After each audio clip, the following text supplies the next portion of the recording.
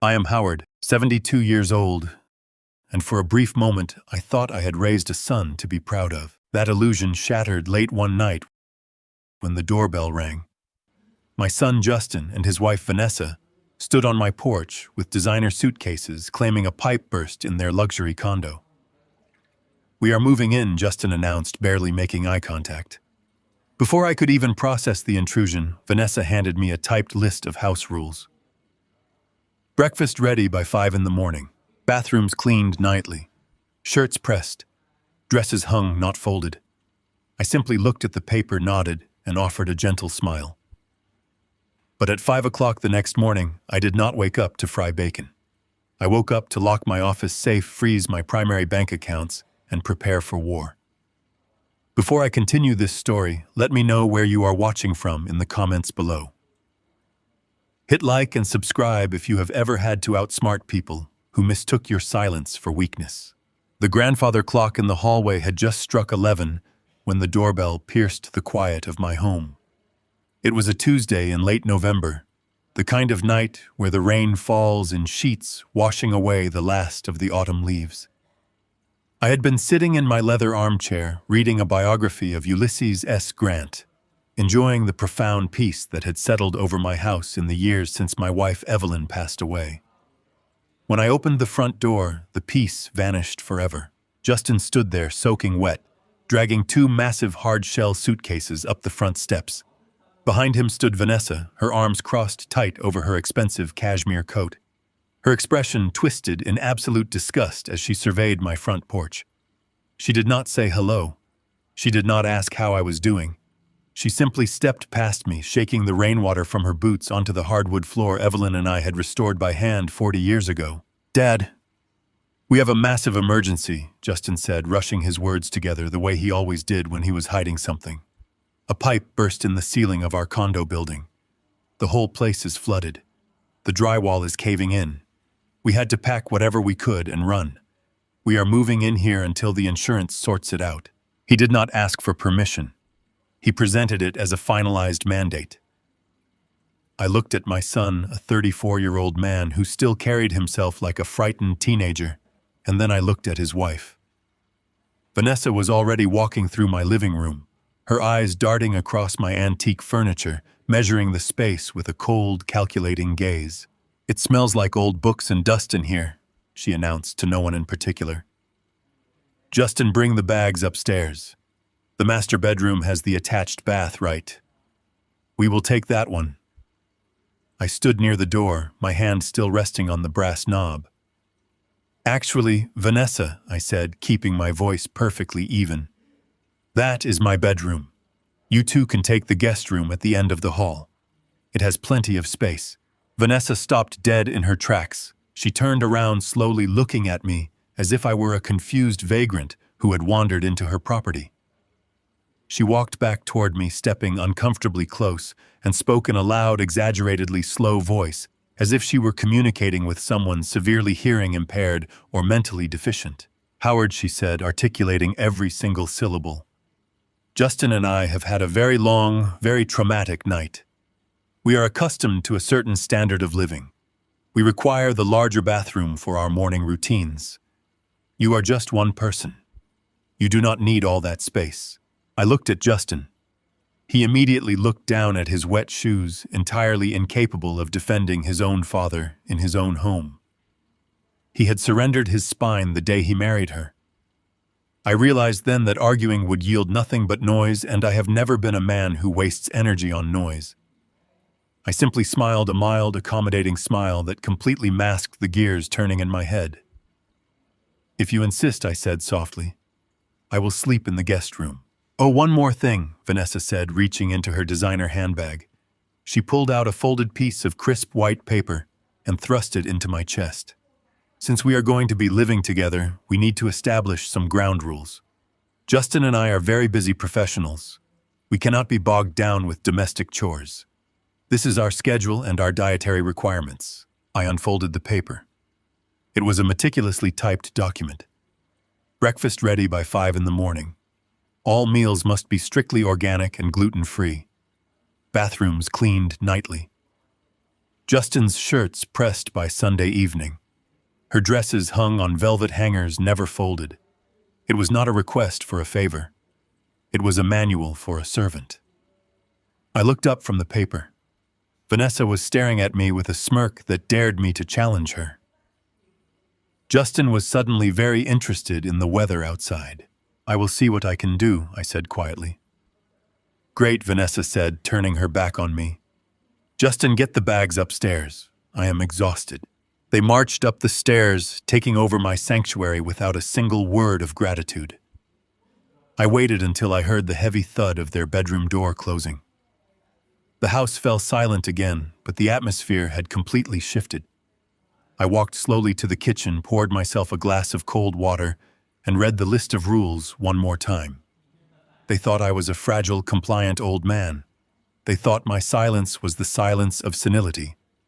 They did not know me at all. I walked past the guest room and went straight into my private study. I locked the heavy oak door behind me. I pushed aside the Persian rug near my desk, revealing the solid wood floorboards.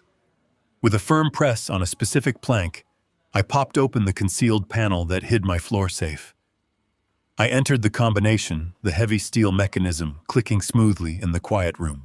Inside were the physical ledgers of my real estate trusts, the routing numbers to my offshore investment accounts, and the deeds to 3 commercial properties I owned across the state. I gathered the most sensitive documents, placed them in a secure, waterproof briefcase, and locked the safe again. I pulled out my cell phone and sent a brief coded text message to my personal attorney. The invasion had begun, and I was going to be ready for them. The next morning, I woke up at 4 o'clock, exactly as I have every day for the last 40 years. I did not go to the kitchen to fry organic eggs or squeeze fresh orange juice.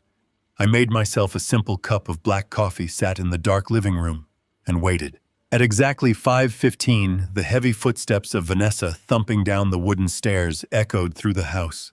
She marched into the kitchen wearing a lavish silk robe, her face contorted in a deep scowl. She flipped on the harsh overhead fluorescent lights and let out a dramatic, exasperated sigh when she saw the empty counters and the cold stove. "Howard," she yelled, her voice shrill enough to rattle the windows.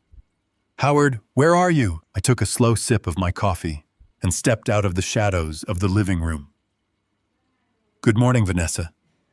She jumped, startled, before her face hardened into absolute fury. "What is the meaning of this?" she demanded, waving her hand at the empty kitchen. "Did you not read the schedule I gave you? Justin has an important meeting today. I need my morning smoothie and a hot breakfast. Where is the food?" I looked at her calmly. "I apologize, Vanessa. I am an old man. My joints are a bit stiff in the mornings. Cooking a full gourmet meal before sunrise is simply beyond my physical capabilities right now." She crossed her arms, her eyes narrowing with intense disdain. "Oh, please. You are just lazy. You sit around this massive house all day doing absolutely nothing. The least you could do is make yourself useful and help us out while we are in a crisis. You are lucky we even include you in our lives." At that moment, Justin stumbled down the stairs, rubbing sleep from his eyes, his tie hanging loosely around his neck.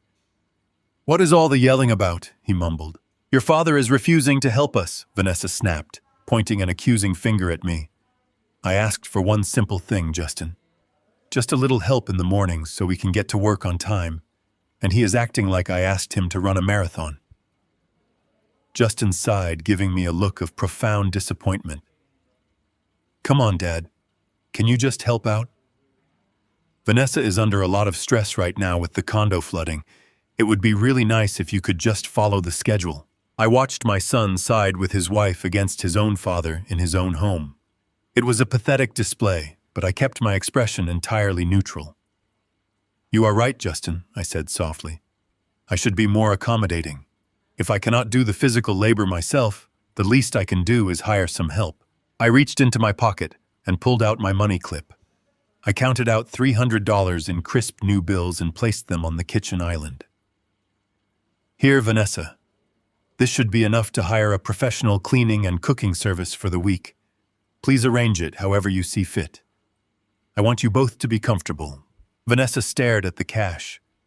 The anger instantly vanished from her face, replaced by a calculating greed. She snatched the money off the counter with lightning speed, stuffing it into the pocket of her silk robe. "Fine," she said, her tone suddenly clipped and businesslike. "I will handle it. But next time, do not wait for me to beg." She turned on her heel and marched back upstairs. Justin gave me a weak, apologetic smile and followed her. I finished my black coffee in silence. I knew exactly what was going to happen, and I was not disappointed. Later that afternoon, when I returned from my daily walk, the house was empty.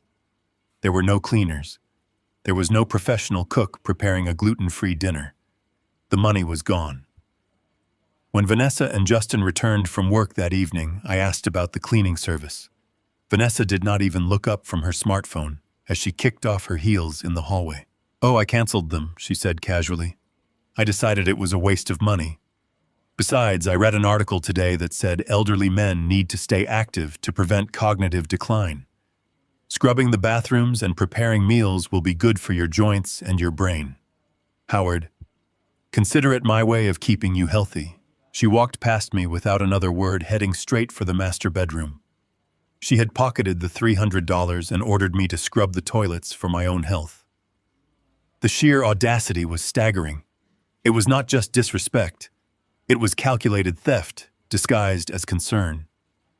She was testing the waters, seeing exactly how much she could extract from me before I broke. I did not break. I did not raise my voice. I simply went to the utility closet, pulled out a mop, and spent the evening cleaning the floors. I let her believe she had won. I let her believe she had successfully dominated a helpless old man. Because the truth is, a forensic auditor never interrupts a fraudster while they are actively leaving a trail of evidence. The true depths of her entitlement revealed themselves 2 days later. I had left the house early to pick up some weather stripping from the local hardware store. The drive was peaceful, the crisp autumn air, a welcome reprieve from the suffocating tension that had invaded my home. But the peace evaporated the moment I pulled into my driveway and saw my front door propped wide open. I walked inside and froze. The living room was in absolute chaos. Cardboard boxes were piled high in the center of the room. The heavy oak display cabinet that had stood against the far wall for 3 decades was completely empty. Vanessa was standing on a step stool, aggressively pulling down my late wife Evelyn's antique porcelain china. She was stacking the delicate plates into a cardboard box with careless, rapid movements. In their place on the shelves, she was arranging cheap, beige, aggressively modern geometric vases she must have bought from a discount department store. "What are you doing?" I asked, my voice dropping an octave, losing the gentle, accommodating tone I had been using for the past 48 hours. Vanessa barely glanced over her shoulder. "Oh, good, you are back. Take these boxes out to the garage, Howard. This old junk is completely ruining the aesthetic of the house. It is suffocating. Justin and I need a space that reflects a modern, successful lifestyle, not a dusty museum." She picked up a delicate hand-painted teacup, holding it by the rim as if it were contaminated. "Seriously, who even keeps this stuff anymore? It looks like it belongs in a thrift store." My heart hammered against my ribs. That china did not come from a thrift store. It was a private gift from the governor of our state presented to Evelyn in recognition of her 20 years of service directing the state charitable foundation. Every single plate, every teacup, held a memory of the woman who had been the light of my life. To see this arrogant, entitled stranger tossing Evelyn's legacy into a cardboard box was a violation so profound it made my hands curl into fists. But I did not yell. I did not pull her off the stool. Before I retired, I spent 35 years working as a senior forensic auditor for the State Asset Forfeiture Division. My entire career was dedicated to dismantling criminal enterprises, tracking stolen wealth, and observing the behavioral markers of pathological thieves. I knew how to read people, and I knew how to read a hostile takeover. Vanessa was not just redecorating. She was establishing dominance. She was erasing the previous owner of the territory to claim it entirely as her own. If I exploded in anger, I would give her exactly what she wanted: a reaction, a conflict she could use to paint me as an unstable, aggressive old man. I slowly unclenched my fists. I walked over to the box, carefully picked up the stack of china, and looked directly into her eyes. "You are right, Vanessa," I said, my voice dead calm. "It is time for a change. I will put these safely in the garage." She smirked, clearly satisfied with my total submission. "See, that is the spirit, Howard. We are going to make this place look decent yet." I carried the box out to the garage, placing it gently on my heavy workbench. I stood there in the cold air, breathing deeply. They thought I was a paper pusher who retired from some boring administrative job. Justin had always been embarrassed by my career, telling his friends I was just a state accountant. He never bothered to understand that for 3 decades, I was the man the state sent in to rip the financial empires away from cartel bosses, corrupt politicians, and white-collar sociopaths. I had spent my life hunting predators, and now I had 2 of them living in my master bedroom. The final piece of the puzzle fell into place the very next morning. It was a Saturday. I walked out to the end of the driveway to retrieve the mail from the brick mailbox. Usually, Justin intercepted the mail, eager to grab whatever packages Vanessa had ordered online. But he was still asleep, exhausted from whatever exhausting modern lifestyle they were pretending to lead. I sifted through the stack of envelopes. Most of it was standard junk mail and utility bills. But buried in the middle was a thick, formal envelope addressed directly to Justin. It bore the return address of a prominent automotive financing corporation. The envelope was slightly torn at the corner, likely damaged in the sorting machine. Now, opening another person's mail is a federal offense. But when an envelope is already partially opened and the contents are clearly visible through the tear, an auditor cannot help but notice the details. I held the envelope up to the morning light, sliding the paper down just a fraction of an inch. The bold red letters at the top of the document were impossible to misread. "Final notice of repossession." I stared at the heavy red ink. The notice specifically listed the make and model of Vanessa's luxury SUV, the same vehicle currently parked in my driveway, leaking oil onto my pristine concrete. The document stated that the vehicle was 90 days past due and recovery agents had been dispatched to secure the asset. I slid the paper back into place and tapped the envelope against my hand. The pieces of the narrative clicked together with mathematical precision. You do not get a final notice of repossession for a luxury vehicle simply because a pipe burst in your condo. You get a final notice of repossession because you have been fundamentally bankrupt for months. Their luxury condo had not flooded. They had been evicted. They were not here for a few weeks while insurance sorted out a plumbing issue. They had nowhere else to go. They were destitute, drowning in debt, and desperate. And instead of coming to me for help, instead of asking for a loan or admitting their failure with humility, they had chosen to invade my home under false pretenses. They had chosen to treat me like a disposable servant in my own house, hoping to bully me into submission so they could bleed my assets dry without resistance. I looked back at my house. The sprawling 4-bedroom suburban home that Evelyn and I had paid off 20 years ago. The house that held no mortgage, no liens, and sat on an acre of prime, appreciating real estate. To them, I was not a father. I was a walking, talking bank account that had lived far past its expiration date. I placed the repossession notice back into the stack of mail. I walked back up the driveway, the cold autumn wind biting at my face, feeling a profound, terrifying clarity. The illusion of my son was gone. The boy I had raised was dead, replaced by a parasite willing to facilitate his wife's cruelty just to maintain the facade of a life he could not afford. I walked into the kitchen and set the mail on the counter right next to the list of rules Vanessa had handed me on her first night. I poured myself a cup of black coffee.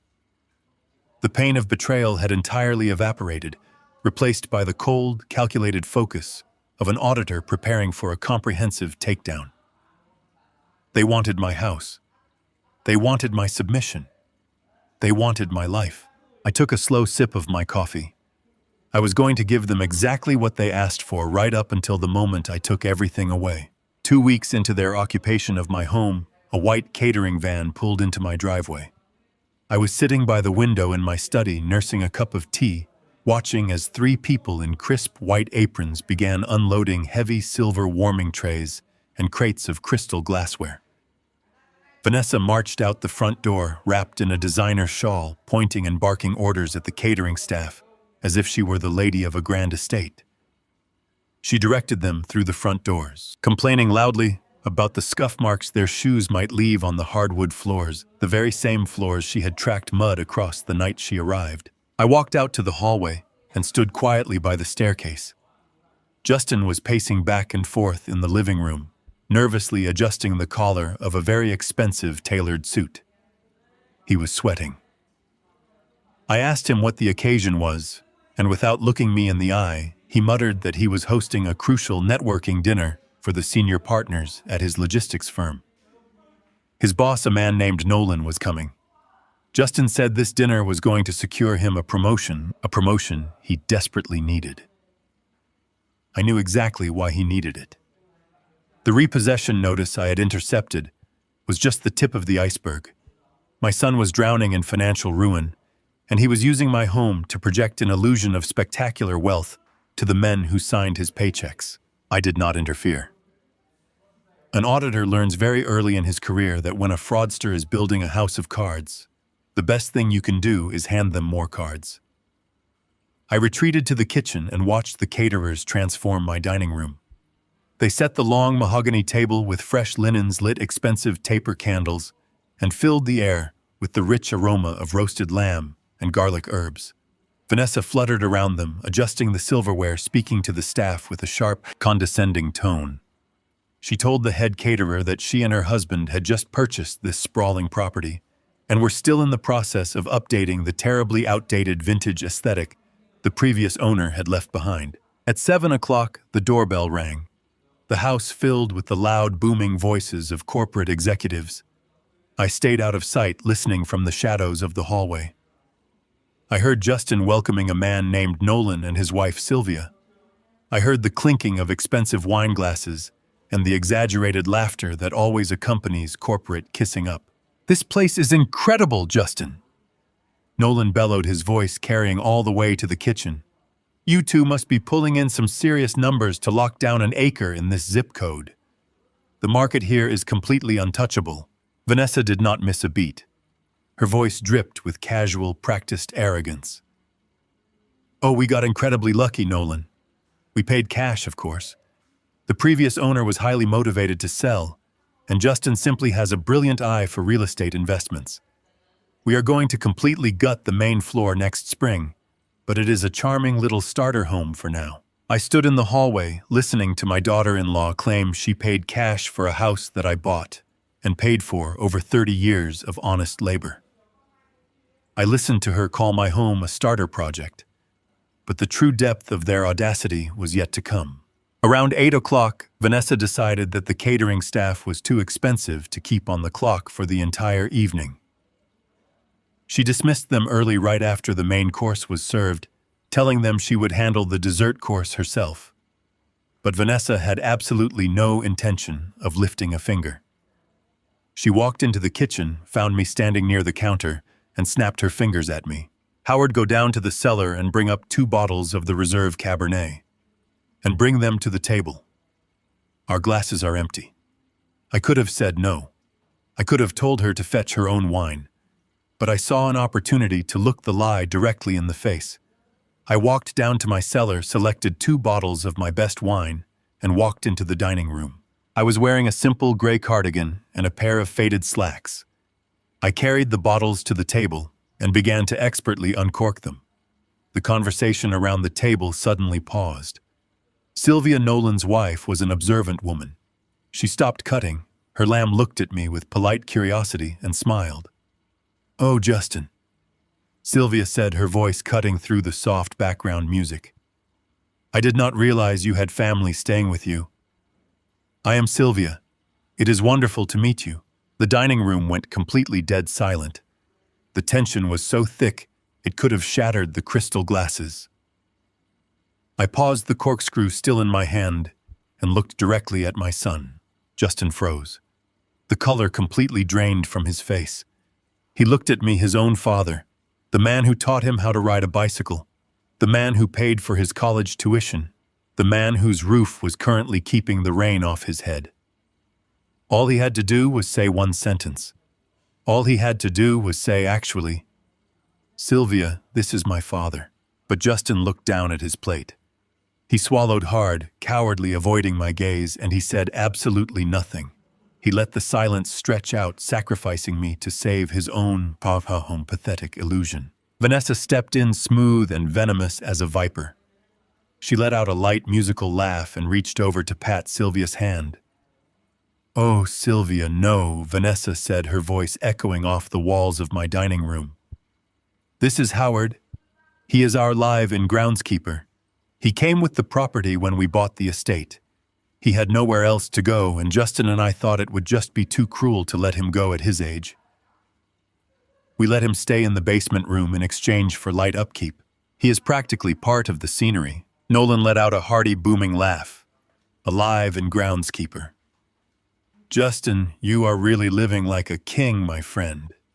Good for you. Good for you." I stood at the head of my own table. I looked at the faces of these strangers laughing at my supposed misfortune. I looked at Vanessa, who was beaming with the pride of a successful lie. And finally, I looked at my son. Justin took a slow sip of his wine, still refusing to meet my eyes.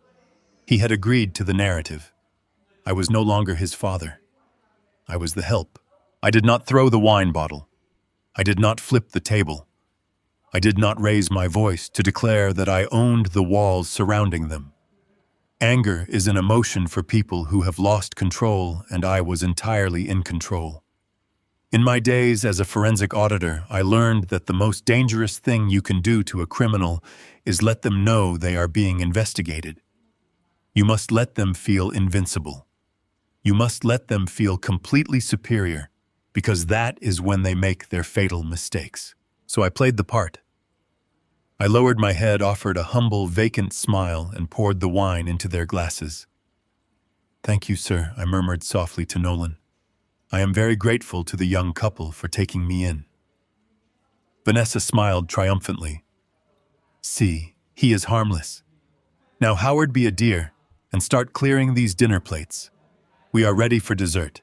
I nodded submissively. I began to walk around the long table, carefully picking up the heavy porcelain plates. As I approached the head of the table where Justin and Vanessa were seated side by side, I slipped my left hand into the deep pocket of my gray cardigan. My fingers wrapped around a small rectangular device. It was a digital voice-activated dictaphone. It was an older piece of technology I had kept from my days investigating offshore tax evasion, highly sensitive and capable of recording dozens of hours of audio without a single blinking light to give it away. On the back of the device, I had already attached a thick strip of heavy-duty industrial adhesive. I stepped up behind Vanessa's chair. I leaned forward, reaching across her right shoulder to pick up her empty plate. As I did, I lowered my left hand below the edge of the table. The thick mahogany wood provided a wide, hidden lip underneath. I pressed the small dictaphone firmly against the underside of the table, running my thumb over the adhesive to ensure it was secure. I felt the tiny switch click into the on position. I pulled my hand back, picked up her plate, and offered her a polite nod. I gathered the rest of the dishes, balancing them perfectly on my arm, and walked silently back into the kitchen. I left them in the dining room to drink my wine and boast about their imaginary wealth. I walked over to the kitchen sink, turned on the warm water, and began to wash the dishes, feeling a deep, profound sense of calm. The betrayal had severed the final thread of parental guilt I was carrying. They had proudly declared to the world that I was nothing more than the hired help, and they were about to find out exactly what happens when the help decides to audit the house. The house finally fell completely silent around 1 o'clock in the morning. The catering van had departed hours ago. The booming laughter of the corporate executives had faded into the damp autumn night. I sat in the darkness of the guest room, listening to the heavy footsteps of my son and his wife moving around the master bedroom upstairs. I waited patiently until the floorboards stopped creaking and the plumbing pipes settled into a quiet hum. Once I was absolutely certain they were asleep, I slipped out of my bed and walked silently down the hallway. I did not turn on any lights. I knew every inch of this house by heart. I navigated the shadows of the living room and stepped into the dining room. The air still smelled faintly of roasted lamb and expensive cologne. I knelt beside the long mahogany table, reached my hand underneath the thick wooden edge, and felt the smooth plastic of the dictaphone. I peeled the adhesive away from the wood, slipped the small device into my pocket, and walked directly to my private study. I closed the heavy oak door and turned the brass lock. I sat down at my desk and turned on a single brass reading lamp. I plugged a pair of noise-canceling headphones into the small black device. My hands were perfectly steady. I was no longer a disappointed father dealing with an ungrateful child. I was a forensic auditor processing evidence. I pressed the play button and closed my eyes. The recording was crystal clear. For the first 20 minutes, I listened to the insufferable sound of clinking silverware and fake corporate flattery. I heard Vanessa spinning her web of lies, boasting about properties they did not own and vacations they could not afford. I listened as they introduced me as the live-in groundskeeper. Hearing it a second time did not sting. It merely confirmed the psychological profile of the targets I was investigating. I fast-forwarded the audio, skipping past the dessert course and the farewells at the front door. I stopped the tape when I heard the heavy front door click shut, signaling that the guests had finally left. The ambient noise in the recording shifted. The polite musical tone in Vanessa's voice vanished instantly, replaced by a harsh, grating exhaustion. She complained bitterly about Nolan's wife, calling her a tacky woman with terrible taste in jewelry. Justin did not join in her mocking. His voice sounded tight, restricted by a rising panic. He interrupted her complaints, telling her to lower her voice. He asked her if she realized how close they were to total ruin. Vanessa scoffed, telling him the dinner was a massive success and that Nolan was practically guaranteeing him the senior partnership. But Justin shattered her delusion. He told her that Nolan had cornered him near the wet bar. Nolan had informed him that the company was facing a slight downturn and all executive promotions and bonuses were frozen until the next fiscal year. I listened to the sound of a glass shattering on the audio recording. Vanessa had dropped her wine glass. Her voice rose in a frantic pitch. She demanded to know what he meant by frozen. She reminded him that her luxury vehicle was actively out for repossession. She reminded him that her credit cards were completely maxed out, and the collection agencies were calling her cell phone 5 times a day. She asked him how they were supposed to secure a new luxury apartment if they had zero cash flow and destroyed credit. I sat in my quiet study listening to the walls of their fraudulent empire crumbling in real time. Justin tried to shush her again. He told her he had a solution, a plan he had been working on since the night they arrived at my doorstep. Justin's voice dropped to an urgent whisper, forcing me to turn up the volume on my headphones. He told Vanessa that he had spent the afternoon searching the county public records online. He confirmed what I already knew. The sprawling suburban house we were standing in was fully paid off. There was no mortgage, no lien, and zero debt attached to the property. Justin explained the concept of a home equity line of credit to his wife. He said that because the house had appreciated significantly in value over the last 30 years, the equity was a massive untapped gold mine. He told her they could easily take out a loan of $250,000 against the property. The bank would issue a lump sum which they could route directly into a joint checking account. They could use the cash to pay off her credit cards, save the vehicle, and put a massive down payment on a new penthouse downtown.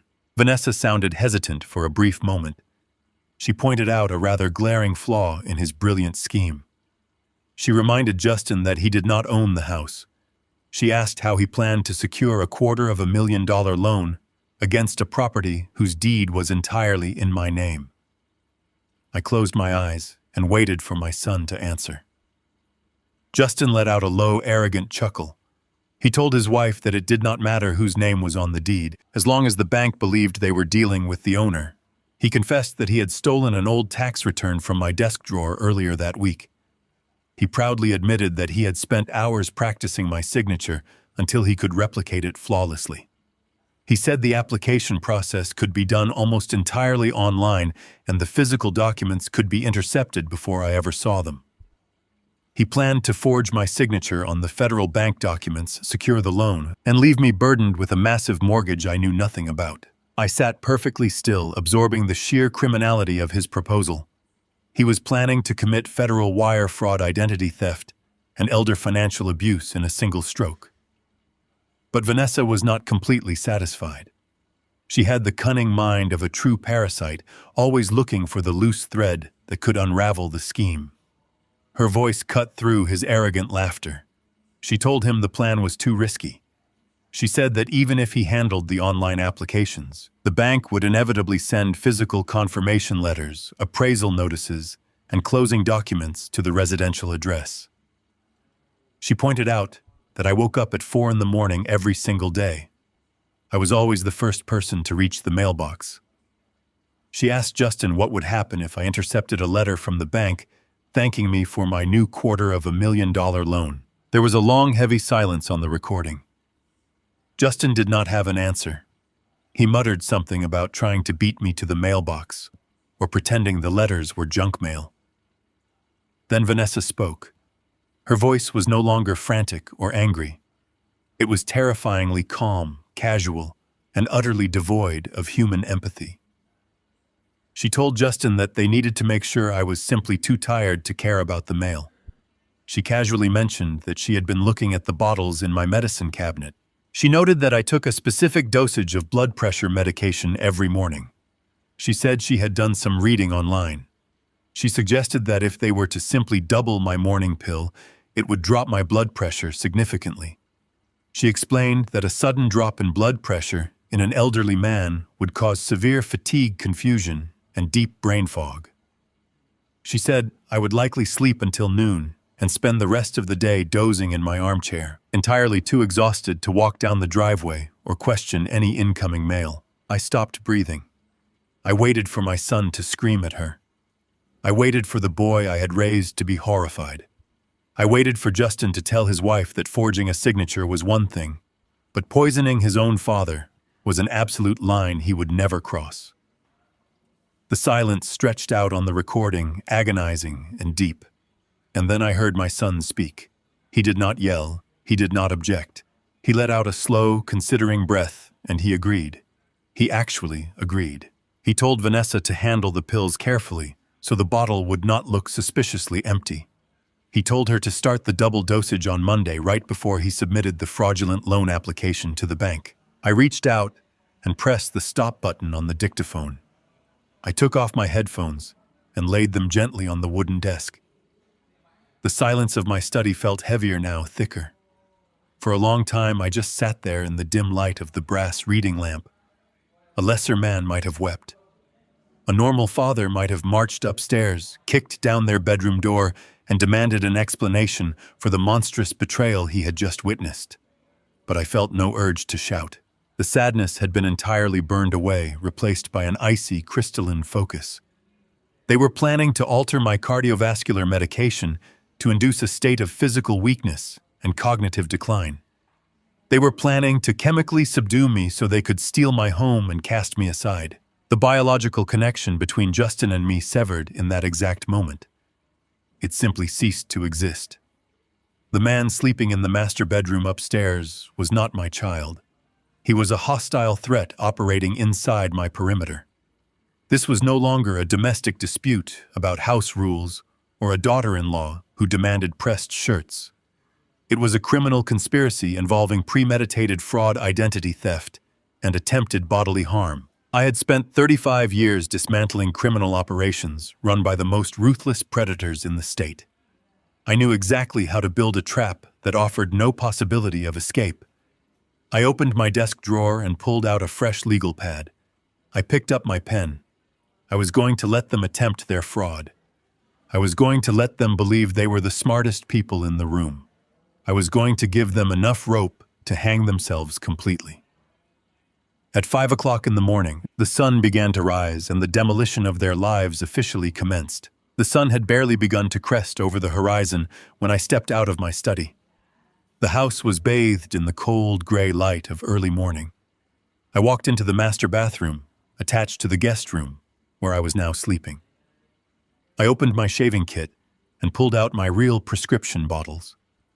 I counted out my exact daily dosage, swallowed the pills with a sip of tap water, and tucked the bottles safely into the lining of my leather travel bag. I then walked to the kitchen and opened the main medicine cabinet, where I normally kept my daily pill organizer. I took a bottle of harmless over-the-counter herbal supplements that perfectly matched the size and color of my blood pressure medication. I emptied the capsules into my organizer. If Vanessa wanted to play pharmacist and double my dosage, she was welcome to drug me with nothing more dangerous than compressed garlic and vitamin powder. I brewed my black coffee and sat at the kitchen table. When Justin and Vanessa finally descended the stairs, I did not glare at them. I did not betray a single ounce of the venom coursing through my veins. I offered them a polite, weary nod. I let my shoulders slump. I purposely dragged my feet as I walked to the sink to wash my mug, adopting the exact posture of a man rapidly declining in vitality. Vanessa watched me with a glint of predatory satisfaction. I told them I was feeling exceptionally drained and that I would be taking a long drive to clear my head. Justin eagerly offered to fetch my coat, thrilled to have me out of the house so they could begin their illicit paperwork. I drove 10 miles out of town to a quiet, secluded diner tucked away off the interstate.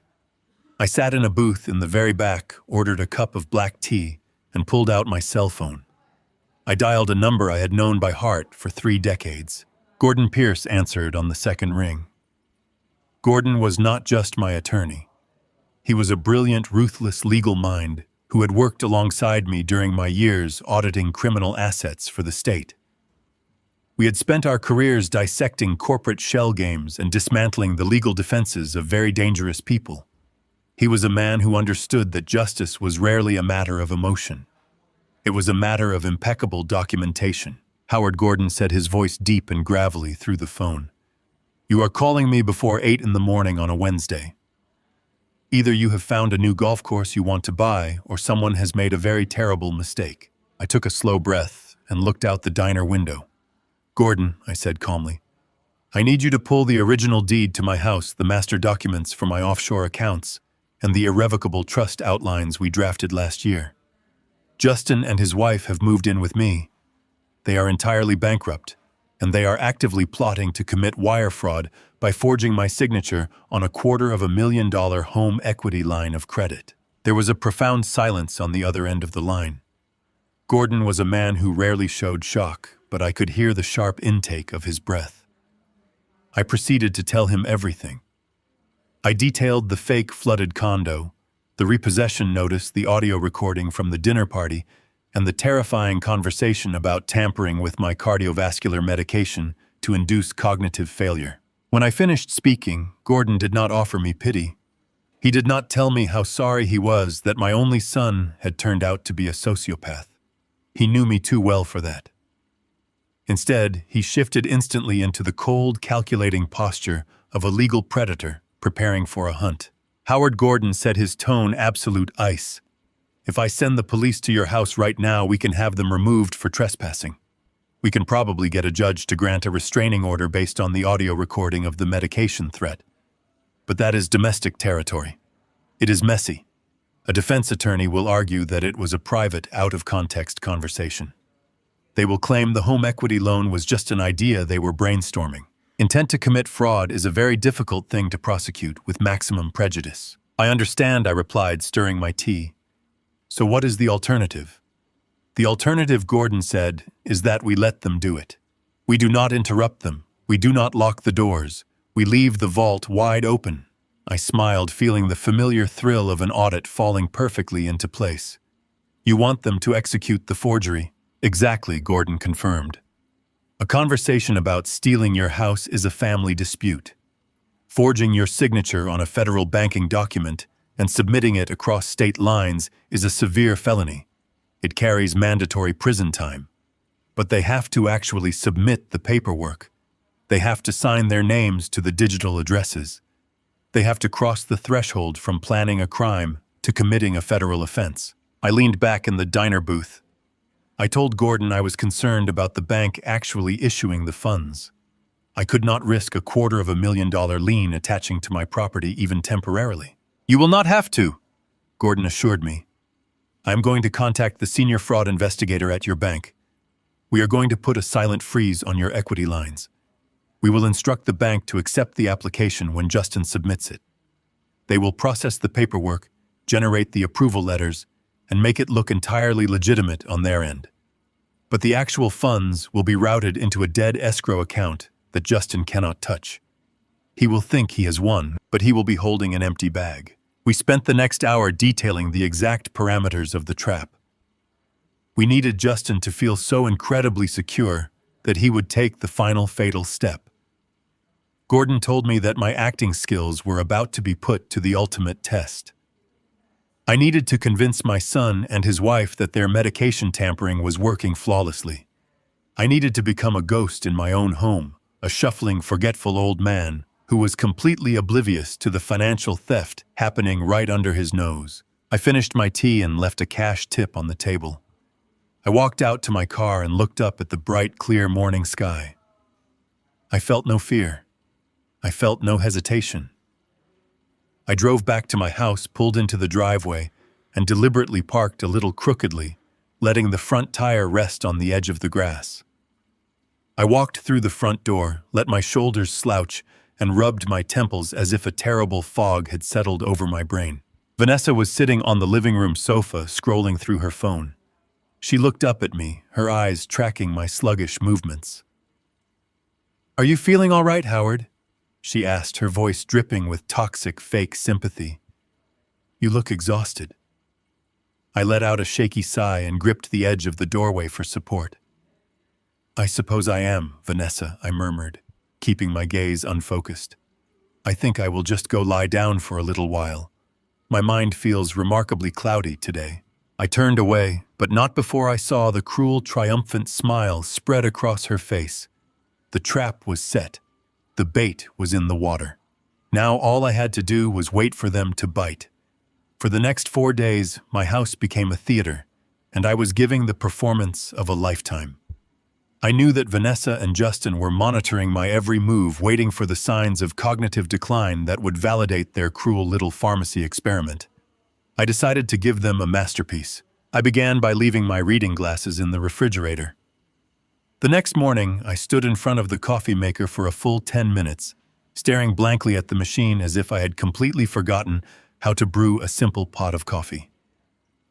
When Vanessa walked into the kitchen to grab her imported bottled water, I turned to her with a perfectly crafted expression of bewildered panic. I asked her what day it was. I asked her if Evelyn was coming down for breakfast. I watched the visceral thrill wash over my daughter-in-law's face. She actually smiled a terrifying, venomous smile before adopting a tone dripping with fake pity. She told me Evelyn had been gone for a long time. She told me to go sit in my armchair before I hurt myself. I shuffled into the living room, letting my feet drag heavily against the hardwood floor. They truly believed I was crumbling. They believed I was a brittle autumn leaf ready to be swept away by the wind. But a forensic auditor never loses his mind. He only loses the evidence the suspect is looking for. By Friday morning, it was time to deploy the bait. Friday had always been my dedicated day for managing the household finances. Justin knew this. He had grown up watching me sit at the grand mahogany dining table, carefully opening envelopes with a silver letter opener, balancing my checkbook with meticulous precision. He knew my routine, which meant he knew exactly when to strike. I sat at the table with a stack of unopened mail scattered in front of me. I held a pen in my trembling right hand. I rubbed my temples, letting out long, exhausted sighs. I opened a utility bill and stared at the numbers, squinting hard, shaking my head, as if the basic mathematics of a water bill had suddenly become an unsolvable equation. I intentionally knocked a stack of envelopes onto the floor and let out a pathetic groan of defeat, leaving them scattered across the rug. Right on cue, Justin walked into the dining room. He was dressed in his tailored suit, holding a leather briefcase projecting the image of a successful corporate executive. He looked down at the mess on the floor and then up at me. I forced my eyes to look glassy and confused. "Dad, what is going on here?" Justin asked. He crouched down and began gathering the fallen envelopes. "I just cannot seem to make sense of the numbers today, Justin," I murmured, my voice trembling perfectly. "The letters are all swimming together. My head feels like it is stuffed with cotton. I have a terrible headache. I do not want to be late on the electric bill, but I just cannot focus." Justin placed the envelopes back on the table. He pulled out a chair and sat next to me, placing his hand over mine. It was a gesture that should have felt warm and filial, but knowing what I knew, his touch felt like the cold grip of a predator. "You have been looking incredibly tired lately, Dad," Justin said softly, practicing his fake concern. "Vanessa and I have been really worried about you. You are pushing yourself too hard. You should not be stressing over mundane things like utility bills and bank statements. Let me handle this." I pulled my hand away slightly, playing the part of the stubborn but failing patriarch. "I have always handled my own affairs, Justin. I do not want to be a burden to you. You have your own stressful job." "It is no burden at all," Justin insisted, his eyes locking onto the stack of financial correspondence. "I manage logistics for a major corporation. Paying a few household bills is child's play for me. You just go back to bed and rest. I will take over the mail. In fact, why do you not just give me the key to the brick mailbox outside? It is freezing out there anyway. There is no reason for you to risk slipping on the ice just to grab the Daily Post. I can grab it on my way home from the office every afternoon." I lowered my head, staring at the table. I let a long, heavy silence fill the room, painting the picture of a proud man finally surrendering his independence to his capable son. With a slow, defeated sigh, I reached into the pocket of my cardigan. I pulled out my heavy brass keyring. My fingers fumbled deliberately as I detached the small silver key that opened the heavy security mailbox at the end of my driveway. I slid the small silver key across the polished mahogany table. Justin snatched it up so fast he nearly knocked over my coffee mug. The sheer naked greed in his eyes was blinding. "Thank you, Justin," I whispered, standing up slowly and bracing myself against the table for support. "I suppose I will go lie down. Please make sure the water bill is paid on time." "Do not worry about a single thing, Dad," Justin replied, already pulling the stack of mail toward his chest. "I have got everything under control." I turned my back to him and shuffled out of the dining room. I climbed the stairs to the guest room, dragging my hand along the banister. But the moment I closed my bedroom door, my posture instantly straightened. The trembling vanished. I walked over to the window and looked out at the front lawn, feeling a profound, dangerous satisfaction. Justin believed he had just conquered the final fortress of my independence. He believed he now had unrestricted access to my financial life. He believed he could intercept my bank statements, hide the fraudulent loan documents he planned to submit, and keep me entirely in the dark. He was a fool. 3 weeks ago, long before I ever handed him that silver key, I had driven 2 towns over and rented a secure private post office box under a corporate LLC name Evelyn and I had established decades ago. I had subsequently filed a comprehensive ironclad mail forwarding order with the Federal Postal Service. Every single piece of genuine correspondence tied to my name, my property taxes, my investment portfolios, my offshore accounts, and my legal trusts was quietly and securely rerouted to that private box. The physical mailbox sitting at the end of my driveway was nothing more than a hollow prop. But a forensic auditor knows that if a thief opens a safe and finds it empty, the thief will panic and change his strategy. I could not let Justin find an empty mailbox. I needed him to find exactly what he was looking for, so I supplied the inventory myself. Every night, while Justin and Vanessa were asleep, I walked down to the end of the driveway and populated the mailbox with a meticulously curated collection of dummy mail. I used my skills to generate highly authentic-looking envelopes. I placed junk flyers from local grocery stores. I printed duplicate copies of utility bills that I had already paid electronically, making sure they looked like fresh invoices. I even included a few generic charity solicitations to make the pile look perfectly normal. But I did not just plant mundane bills. I planted the ultimate bait. Buried in the stack of mail I had left on the dining room table that very morning was a specific envelope I had crafted myself. It bore the logo of a prominent national bank, the same bank where Justin currently held his checking account. Inside that envelope was a highly convincing personalized marketing letter offering a pre-approved home equity line of credit, guaranteeing instant approval for up to $250,000 against the value of my home, boasting an incredibly simple fast-track online application process. I had planted the exact weapon he needed to destroy himself right in the palm of his hand. I walked over to my bedside table and opened my laptop.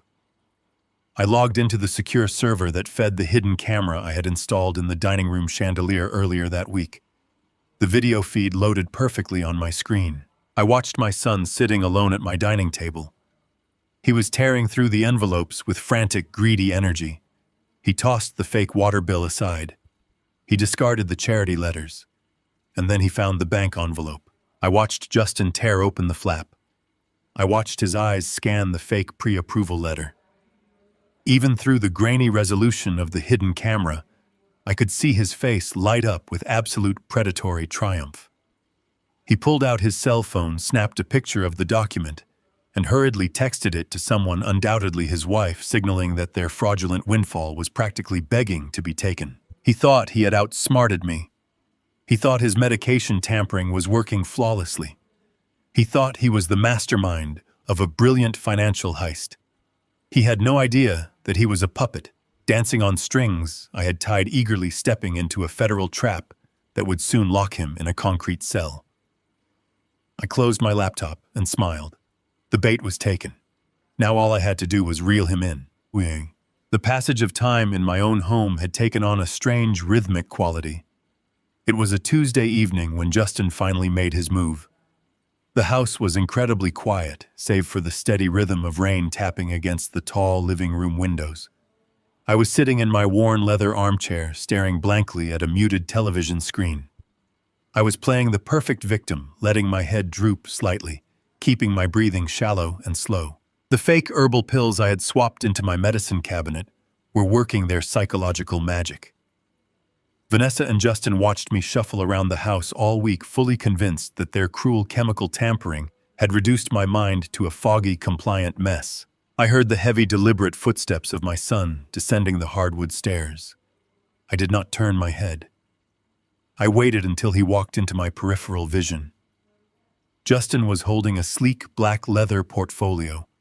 He was wearing his expensive work slacks and a dress shirt with the sleeves rolled up, trying to project the image of a busy but caring son, taking time out of his frantic schedule to help his ailing father. But a forensic auditor is trained to look past the performance and focus on the biological tells. Justin was sweating. A thin sheen of moisture coated his forehead, and his breathing was just a fraction too fast. A man preparing to commit a federal crime always betrays himself through his nervous system, no matter how confident he believes he is. Justin sat down on the sofa across from me. He leaned forward, resting his elbows on his knees, and put on a mask of deep, manufactured sympathy. "Dad," he said, his voice thick with a fake gentleness that made my stomach turn. "I have been looking over your medical insurance policies. Given how tired and confused you have been lately, Vanessa and I want to make sure your coverage is fully updated. We do not want any gaps in your care, especially if you need to transition to a more specialized living situation soon." I turned my head slowly, keeping my eyes half closed and glassy. I let out a weak, rattling sigh. "Insurance," I mumbled, slurring my words just enough to sound exhausted. "Why do we need to worry about insurance right now, Justin? I just want to rest." My head is pounding. "I know, Dad," Justin replied quickly, opening the leather portfolio and pulling out a thick stack of crisp white papers. "I know you are tired. That is exactly why I am taking care of this for you. The insurance company just needs a few updated signatures to authorize me as your primary medical proxy. It is just bureaucratic red tape. If you sign these now, I can mail them out tomorrow morning, and you will not have to worry about a single thing ever again." He handed me a heavy black fountain pen and pushed the stack of papers onto the coffee table in front of me. He pointed his finger at the bottom of the first page. Just sign right here on the dotted line, Dad. I took the pen with a deliberately trembling hand. I looked down at the first page. It was a genuine medical disclosure form likely downloaded from the internet to build his camouflage. I let my hand shake as I slowly scrawled my name across the paper.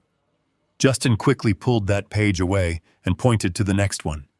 I signed that one as well. Then he flipped to the third document in the stack. The texture of the paper was slightly heavier. The formatting was entirely different. Even through my purposely unfocused vision, my trained eyes instantly scanned the dense paragraphs of legal boilerplate text. There it was. The home equity line of credit application. The principal amount was clearly printed near the top margin. $250,000. He had filled out all my personal information, my social security number, my banking details, leaving only the final signature block empty. I paused. I let the tip of the fountain pen hover just an inch above the paper. I rubbed my eyes with my free hand and leaned closer to the document, pretending to struggle with the fine print.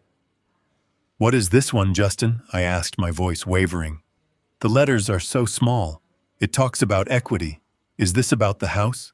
Justin shifted his weight abruptly on the sofa. I could smell the sharp, acrid scent of his nervous sweat cutting through his expensive cologne.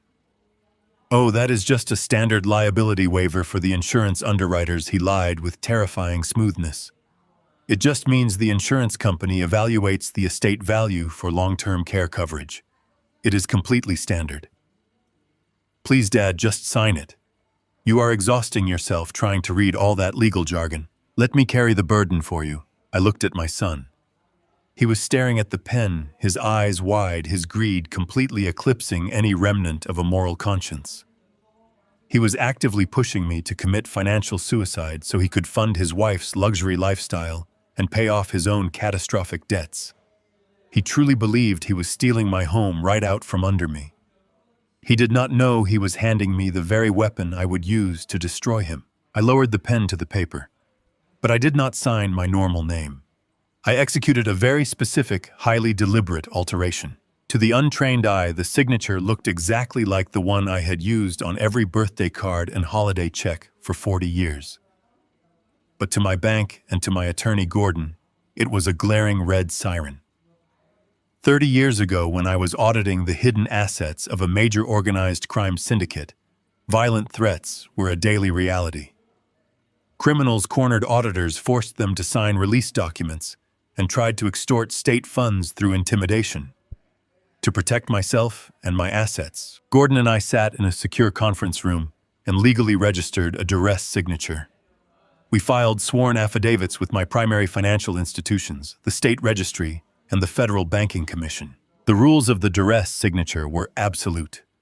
If I ever signed a legal or financial document without crossing the capital F in my last name, and if I added a tiny, almost microscopic hook to the tail of the final letter, it meant I was acting under immediate physical or psychological threat.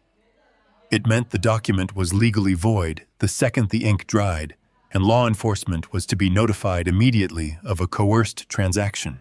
I let my hand tremble as the pen moved across the paper. I wrote my first name perfectly. I moved to my last name. I deliberately skipped the horizontal cross on the capital F. I finished the signature and added the tiny upward hook at the very end of the line. I executed the duress signature flawlessly. I dropped the pen on the table and let out a long, pathetic groan, leaning my head back against the armchair.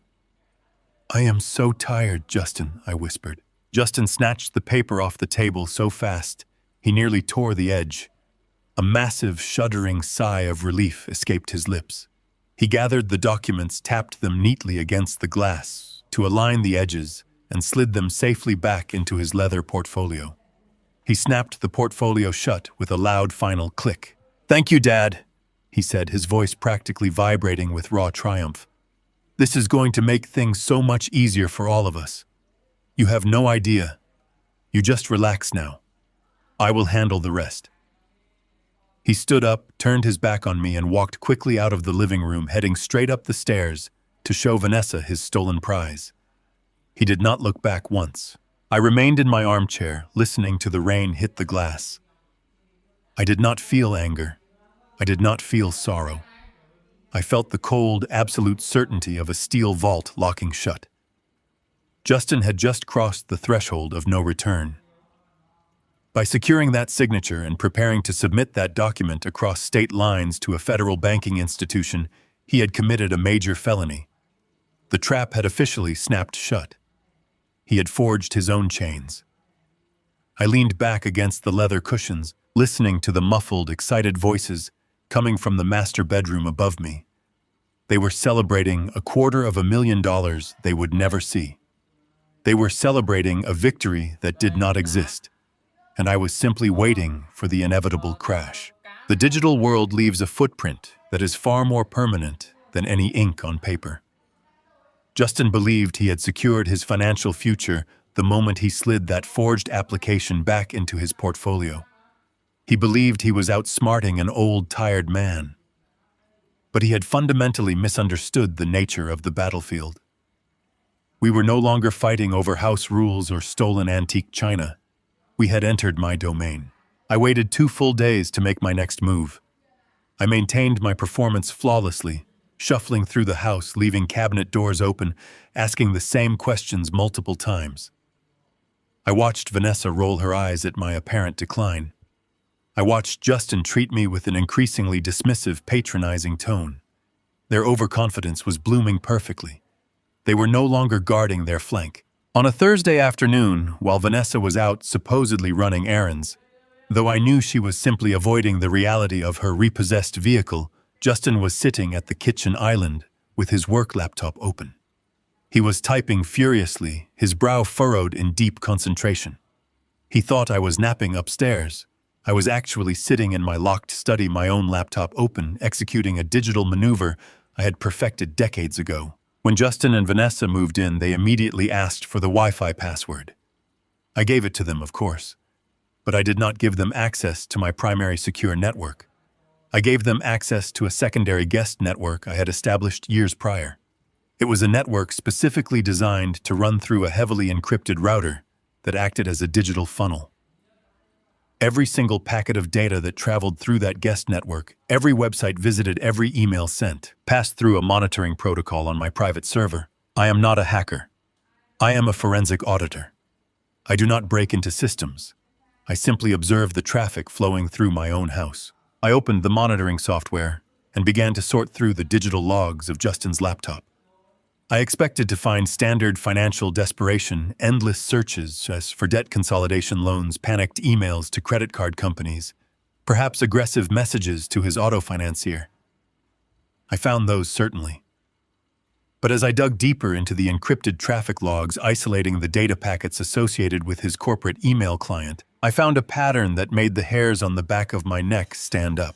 Justin was not just a failing executive drowning in consumer debt. He was actively engaged in corporate embezzlement. I pulled the logs into a decrypting program, parsing the metadata from his recent communications.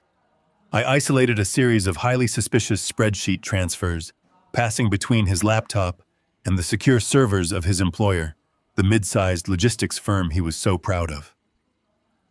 The numbers told a terrifyingly clear story. Justin was managing vendor payouts for regional trucking fleets. He had identified a flaw in the company's automated billing system. Over the past 14 months, he had been subtly inflating the shipping invoices for 3 major contractors. The inflation was minor, just a few percentages per invoice, enough to fly under the radar of a casual monthly review. But Justin was not sending that inflated difference to the trucking companies. He was routing the excess funds into a series of dummy accounts established under the names of fictitious consulting firms that he ultimately controlled. I stared at the screen, my heart pounding with a slow, heavy rhythm. The sheer scale of his theft was staggering. He had siphoned nearly $150,000 from his own company. He had been stealing to fund Vanessa's insatiable appetite for luxury, to pay for the designer clothes she hung in my closets, to finance the leased vehicles and the high-end dinners that maintained their fraudulent social status. And now the walls were closing in on him. I pulled up the internal corporate emails he had recently opened. His company had announced a surprise comprehensive third-party financial audit scheduled for the end of the fiscal quarter. The audit was going to dig into the exact vendor payout systems Justin had been manipulating. He was out of time. If those auditors ran a simple variance analysis on the shipping invoices, the discrepancy would flag immediately. They would trace the dummy accounts right back to him. If his company discovered the embezzlement, he would not just be fired. He would be referred to federal investigators. He would face charges for wire fraud, corporate theft, and money laundering. He was looking at a mandatory minimum of 5 to 7 years in federal prison. This was the true motivation behind the home equity fraud. He was not just trying to buy a new condo or pay off Vanessa's credit cards. He was desperately trying to secure $250,000 in cash to secretly reimburse the corporate accounts he had plundered, hoping to balance the ledgers before the third-party auditors arrived. He was trying to buy his freedom with my house. I leaned back in my leather chair, the glow of the laptop screen illuminating the dark study. The magnitude of his betrayal shifted from personal greed to desperate criminal survival. He was cornered, and like any cornered animal, he was willing to sacrifice anyone to save himself. He had chosen me as his sacrificial lamb. I did not feel shock. I felt a profound, chilling clarity. I realized that Justin's desperation made him incredibly dangerous, but it also made him utterly predictable. He was running a race against a clock he could not control. I exported the entire data log, the encrypted spreadsheets, the damning emails, and the digital footprints of his dummy accounts. I compiled the evidence into a secure, heavily encrypted file and saved it to an external hard drive. I then sent a highly redacted, secure message to Gordon. I informed him that the situation had escalated significantly beyond elder abuse. I told him we now possessed leverage over a federal crime. Gordon responded within 3 minutes. His message was brief and characteristically ruthless. Secure the data. Let the bank process his forged application. When the trap snaps, we do not just break his legs, we break the foundation he stands on. I unplugged the hard drive and locked it inside my floor safe. I had the ultimate weapon. Justin was attempting to steal my home to cover up a felony. He believed he was outsmarting an old man. He had no idea he was attempting to con a career auditor who now held the keys to his federal prosecution. I walked out of my study and down the hall, hearing Justin laughing in the kitchen as he talked on the phone, likely boasting to Vanessa about his brilliant plan. I simply smiled, an invisible executioner waiting for the drop. It was a Tuesday afternoon when the true depths of Vanessa's depravity finally revealed themselves. I had spent the past week establishing a very strict, highly visible routine of physical and mental decline. I knew that to catch a predator, you must first convince them that you are entirely defenseless. At exactly 1 o'clock every afternoon, I would slowly shuffle up the grand wooden staircase, announce to anyone listening that I was completely exhausted, and retreat to the guest bedroom for a long nap. I made a habit of leaving the bedroom door slightly ajar. I would lie on top of the covers and breathe heavily, ensuring that anyone walking past in the hallway would hear the steady, rhythmic sounds of an old man in a deep, medicated slumber. Justin was at his office, desperately trying to maintain the facade of a successful logistics executive while his corporate embezzlement net closed in around him. This left Vanessa entirely alone in the house with me. I was sitting quietly in my leather wingback chair in the corner of the guest room. I was reading a paperback novel without making a single sound. Outside, the neighborhood was bathed in the quiet stillness of mid-afternoon. Then I heard the distinct click of the heavy brass lock on the front door turning. It was not the heavy, hurried thud of Justin returning from work. It was the sharp, rhythmic clicking of Vanessa's designer heels against the hardwood floor of the foyer, accompanied by the heavy, unfamiliar tread of a man's boots. I carefully set my book down on the side table. I slipped my smartphone from my pocket, activated the high-definition recording application, and stepped silently into the carpeted hallway. My house was built in a classic colonial style, with a sweeping wooden staircase that overlooked the grand entrance and the main living spaces. Evelyn and I had loved the open acoustics of the design when we bought it. Now those same acoustics were serving as a perfect surveillance funnel. I pressed my back against the wall of the second-floor landing, perfectly hidden in the deep shadows of the corridor. Down below, Vanessa was walking through my living room, with a man carrying a clipboard and a laser measuring tool.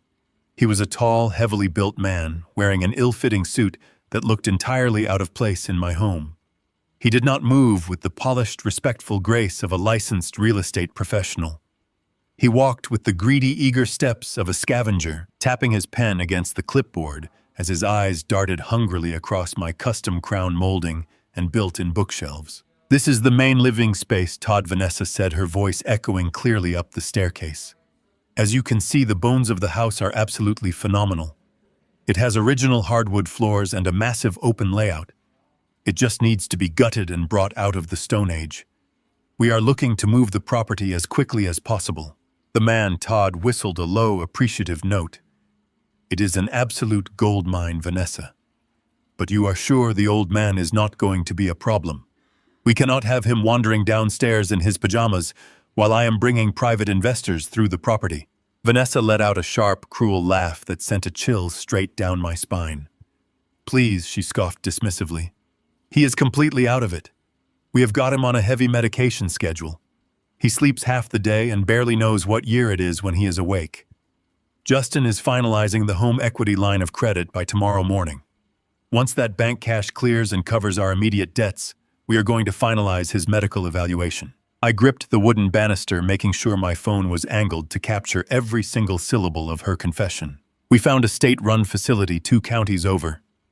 Vanessa continued, her tone as casual as if she were discussing where to drop off a bag of unwanted clothes.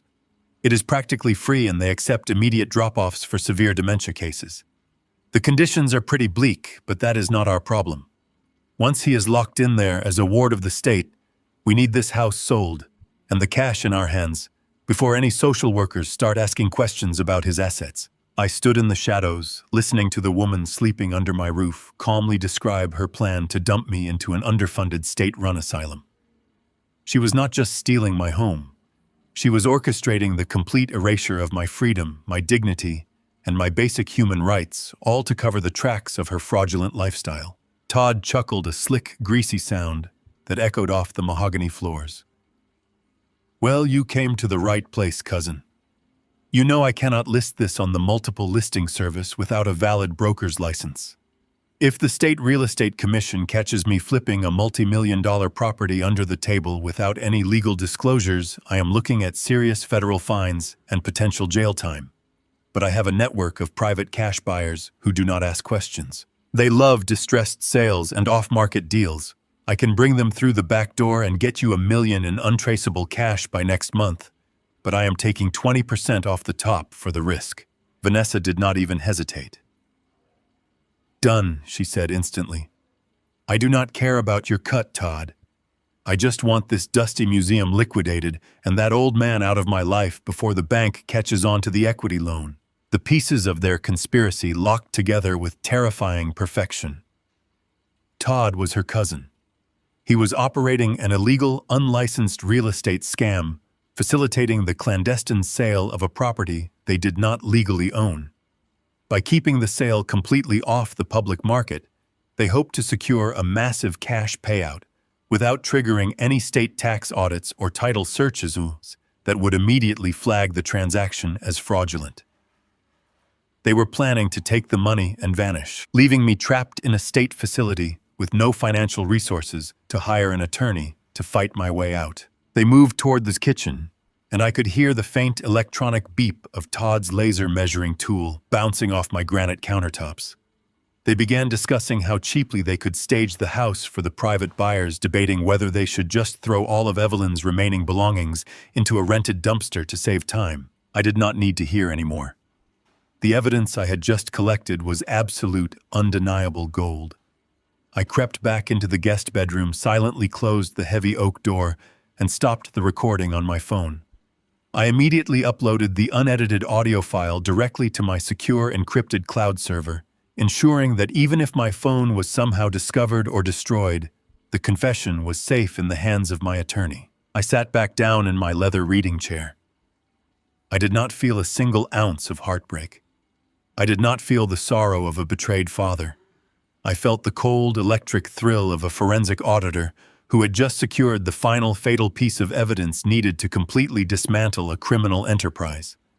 Vanessa believed she was ruthlessly liquidating an old man's life. She believed she had outsmarted the system.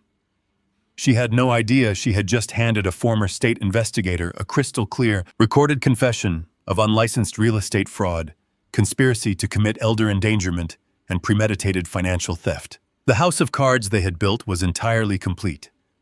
Justin had forged his name on a federal banking document to cover his corporate embezzlement. Vanessa was actively conspiring with an unlicensed broker to illegally sell a property belonging to an irrevocable trust. They had provided audio evidence of their intent to drug me, commit me against my will, and flee with the proceeds. They had committed every single felony I needed them to commit. I looked out the bedroom window at the quiet, manicured lawns of my neighborhood. I had given them every opportunity to turn back. I had given them the rope, and they had eagerly wrapped it around their own necks. Tomorrow I would make my final trip to Gordon Pierce to legally transfer the deed of my house out of their reach forever. The silent shift was over. The trap was armed. Now it was time to lock the doors. The crisp morning air felt magnificent as I walked out the front door. Vanessa was sitting at the kitchen island, eagerly flipping through a catalog of expensive modern paint swatches. I told her in a weak, breathless voice that I had a routine appointment with my cardiologist and would be gone for a few hours. She did not even look up from her magazine. She simply waved her hand dismissively and told me to take a taxi so I would not cause an accident in my old car. I nodded submissively, walked down the driveway, and got into my vehicle. As I drove away from the sprawling suburban house that Evelyn and I had built together, I did not feel like an old man being pushed out of his territory. I felt like a general leaving the battlefield to arm a nuclear deterrent. I drove directly into the heart of the downtown financial district and parked beneath the towering glass skyscraper that housed Gordon Pierce and his elite team of attorneys. The smell of rich leather, polished mahogany, and fresh coffee hit me the moment I stepped into his private suite on the 40th floor. Gordon was sitting behind his massive desk, his hands folded over a thick stack of legal documents. There was no small talk. We were two old hunting dogs who had tracked hundreds of financial predators in our prime, and we knew exactly what needed to be done. Gordon slid the heavy stack of papers across the polished wood. He looked me directly in the eyes and warned me that once the ink dried on these pages, my life would permanently change. He explained that we were not setting up a simple family will or a standard living trust. We were establishing an irrevocable blind trust. In the eyes of the law, an irrevocable blind trust is an absolute fortress. It is a legal vault that cannot be altered, amended, or dissolved by anyone, not even by the person who created it. I would be transferring the deed to my sprawling suburban home, my state pension, my robust investment portfolios, and every single liquid asset I possessed into a newly formed corporate entity named the Evelyn Memorial Trust. Gordon made the stakes incredibly clear. Once I signed these papers, Howard Foster would effectively own nothing. I would be a man with zero net worth on paper. The trust would own the house. The trust would own the bank accounts. Gordon would act as the sole legal executor of the trust, legally bound to dispense funds for my care and well-being, but completely immune to any external claims. I picked up the heavy brass pen from Gordon's desk. I did not hesitate for a fraction of a second. I pressed the pen to the paper and signed my name with absolute, unwavering precision. I signed the property transfer documents. I signed the financial handover affidavits. I signed away the legal ownership of the home where I had raised my son. With every stroke of the pen, I was not losing my legacy. I was forging an impenetrable shield of titanium around it. Gordon gathered the documents and locked them inside his fireproof safe. He leaned back in his leather chair and outlined the devastating reality false of the trap we had just armed. By legally transferring the deed of the house to a corporate trust, I had fundamentally altered the nature of my son's impending crime. When Justin submitted that forged home equity line of credit application to the federal bank, he was no longer just attempting to defraud his elderly father. He was actively attempting to secure a fraudulent loan against a property owned by a protected corporate entity. Furthermore, when Vanessa and her unlicensed cousin Todd attempted to sell the property to their shady private investors, they would be attempting to fence stolen corporate real estate. If Justin somehow managed to trick a judge into declaring me mentally incompetent, it would not matter in the slightest. An incompetent man cannot hand over assets he does not legally own. Even if they threw me into the worst state-run facility in the country, they would not be able to touch a single penny. They were scheming to steal an empty vault. Before I left the office, Gordon handed me a secure, encrypted tablet. He told me the silent freeze at my primary bank had been successfully executed. The bank investigators were fully cooperating with our trap. Justin had already submitted the forged equity application online. The automated banking system had processed the fraudulent signature and generated an approval notification. Justin was currently staring at a digital screen that told him $250,000 was pending deposit into his account. But those funds had been secretly rerouted into a dead escrow account monitored by federal agents. Justin believed he was a wealthy man. He was actually holding a digital ticket to a federal penitentiary. I thanked Gordon, shook his hand, and took the elevator back down to the street level. I drove back to the suburbs feeling a profound, untouchable peace settling deep within my chest. I pulled into my driveway and looked at the beautiful brick facade of my home. It looked exactly the same as it had when I left, but the fundamental reality of the universe had shifted. I walked through the front door. Vanessa was still in the living room, giggling softly as she texted someone on her phone, undoubtedly finalizing her illegal real estate plans with her cousin Todd.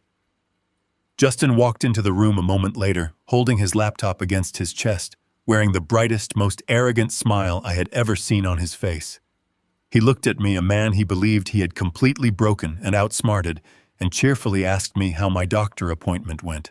I looked at the two criminals standing in the middle of a house that no longer belonged to me.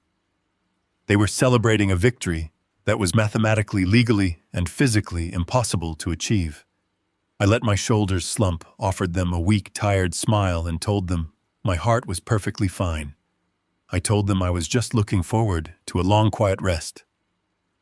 They practically beamed with greedy satisfaction, utterly oblivious to the fact that they were standing in the center of a detonated minefield, simply waiting for the shockwave to hit. The digital chime of a cell phone notification is a very small sound, but in the quiet stillness of my kitchen that Thursday morning, it sounded like a starting pistol. Justin was staring at his phone screen. I watched the pale blue light illuminate his face, highlighting a smile so utterly consumed by greed that it barely looked human. He looked up at Vanessa and gave her a single sharp nod. The bank had processed the forged application. In their minds, $250,000 had just materialized in their accounts. They believed they were rich. They believed they had won. In my 35 years of auditing financial criminals, I have learned that the most dangerous moment for a fraudster is not when they are planning the crime. It is the moment immediately after they believe they have successfully pulled it off. The fear of discovery vanishes. The adrenaline of the theft metabolizes into a toxic, blinding arrogance.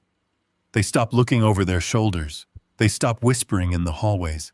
They begin to view the world as a kingdom they have rightfully conquered. That arrogance manifested less than an hour later. I was sitting on the edge of the bed in the guest room reading a paperback novel. I heard the sharp, rhythmic clicking of Vanessa walking down the hallway. She did not knock. She pushed the door wide open and stepped into the room holding a yellow measuring tape. She ignored my presence entirely, walking past me to measure the distance between the window and the closet door.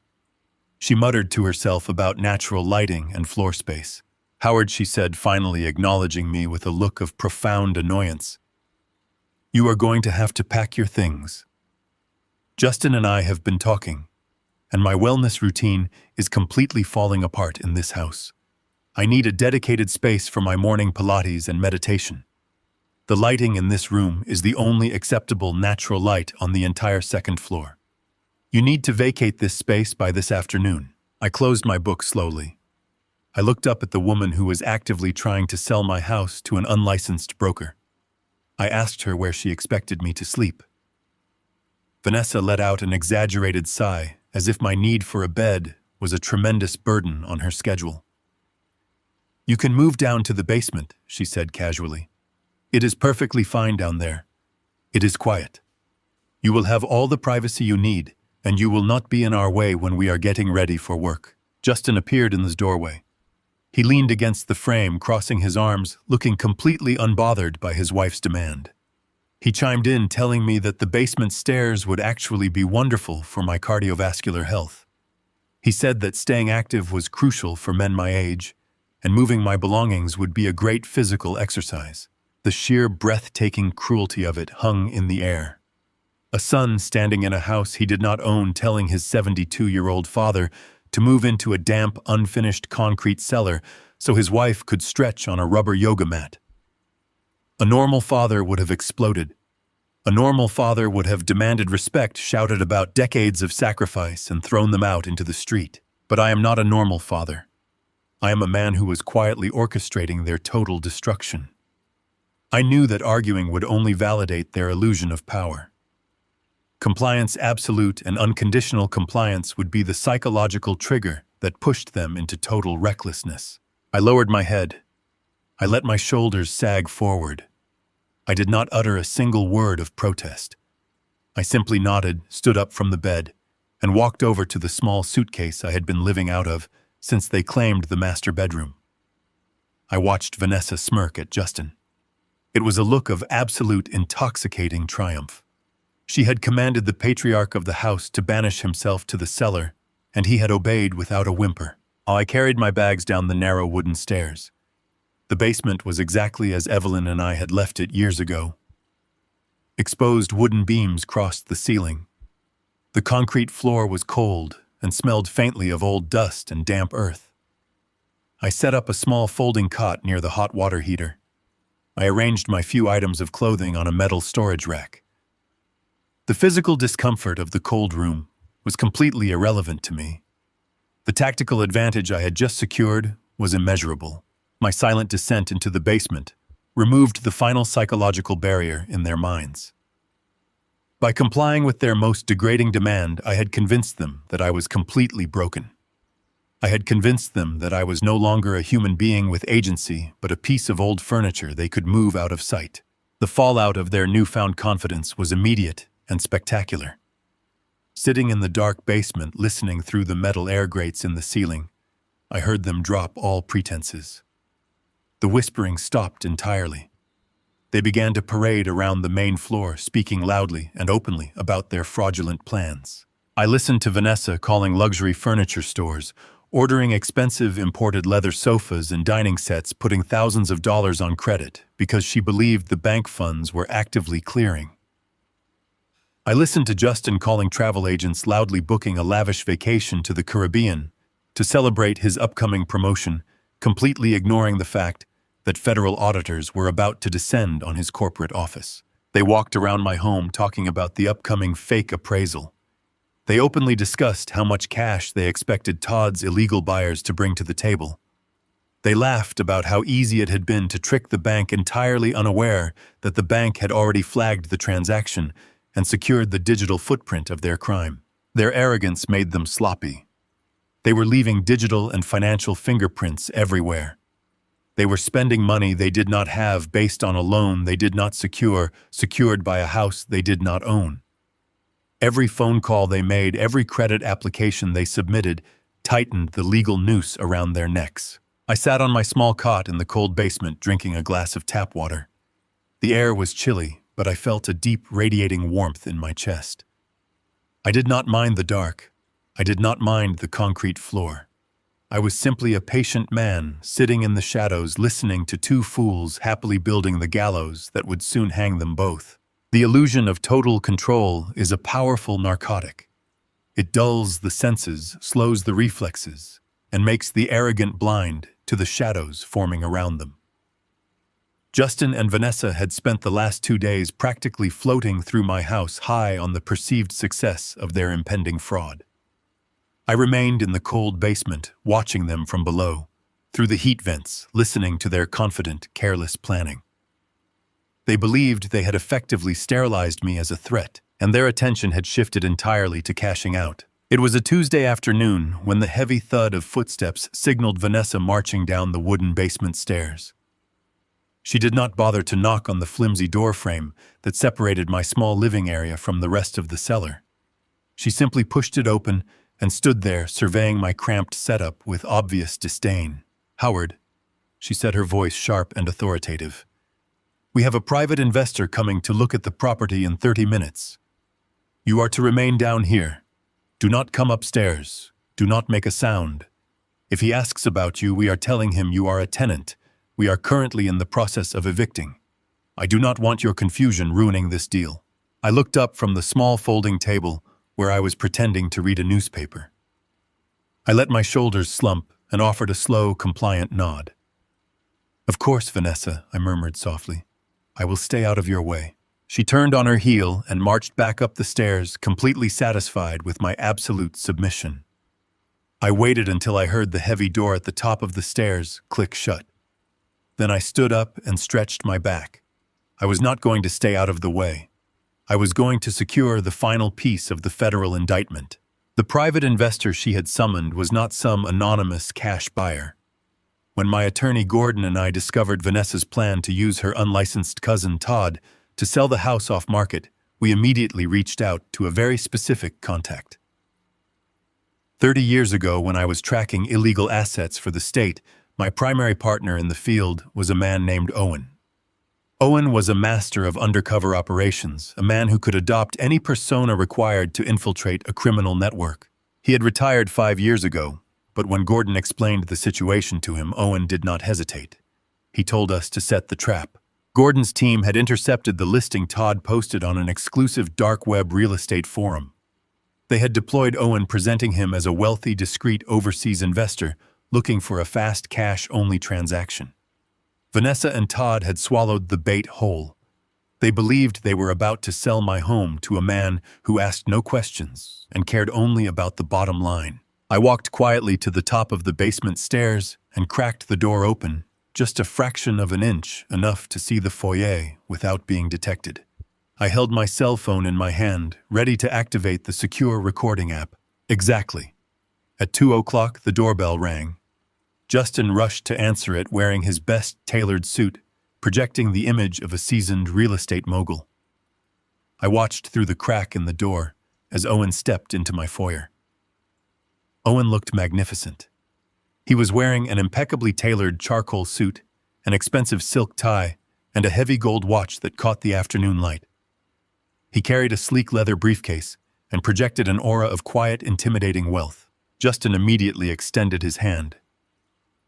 "Welcome, sir," Justin said, his voice slick with practiced charm. "I am Justin Foster, the owner of the property. Please come in."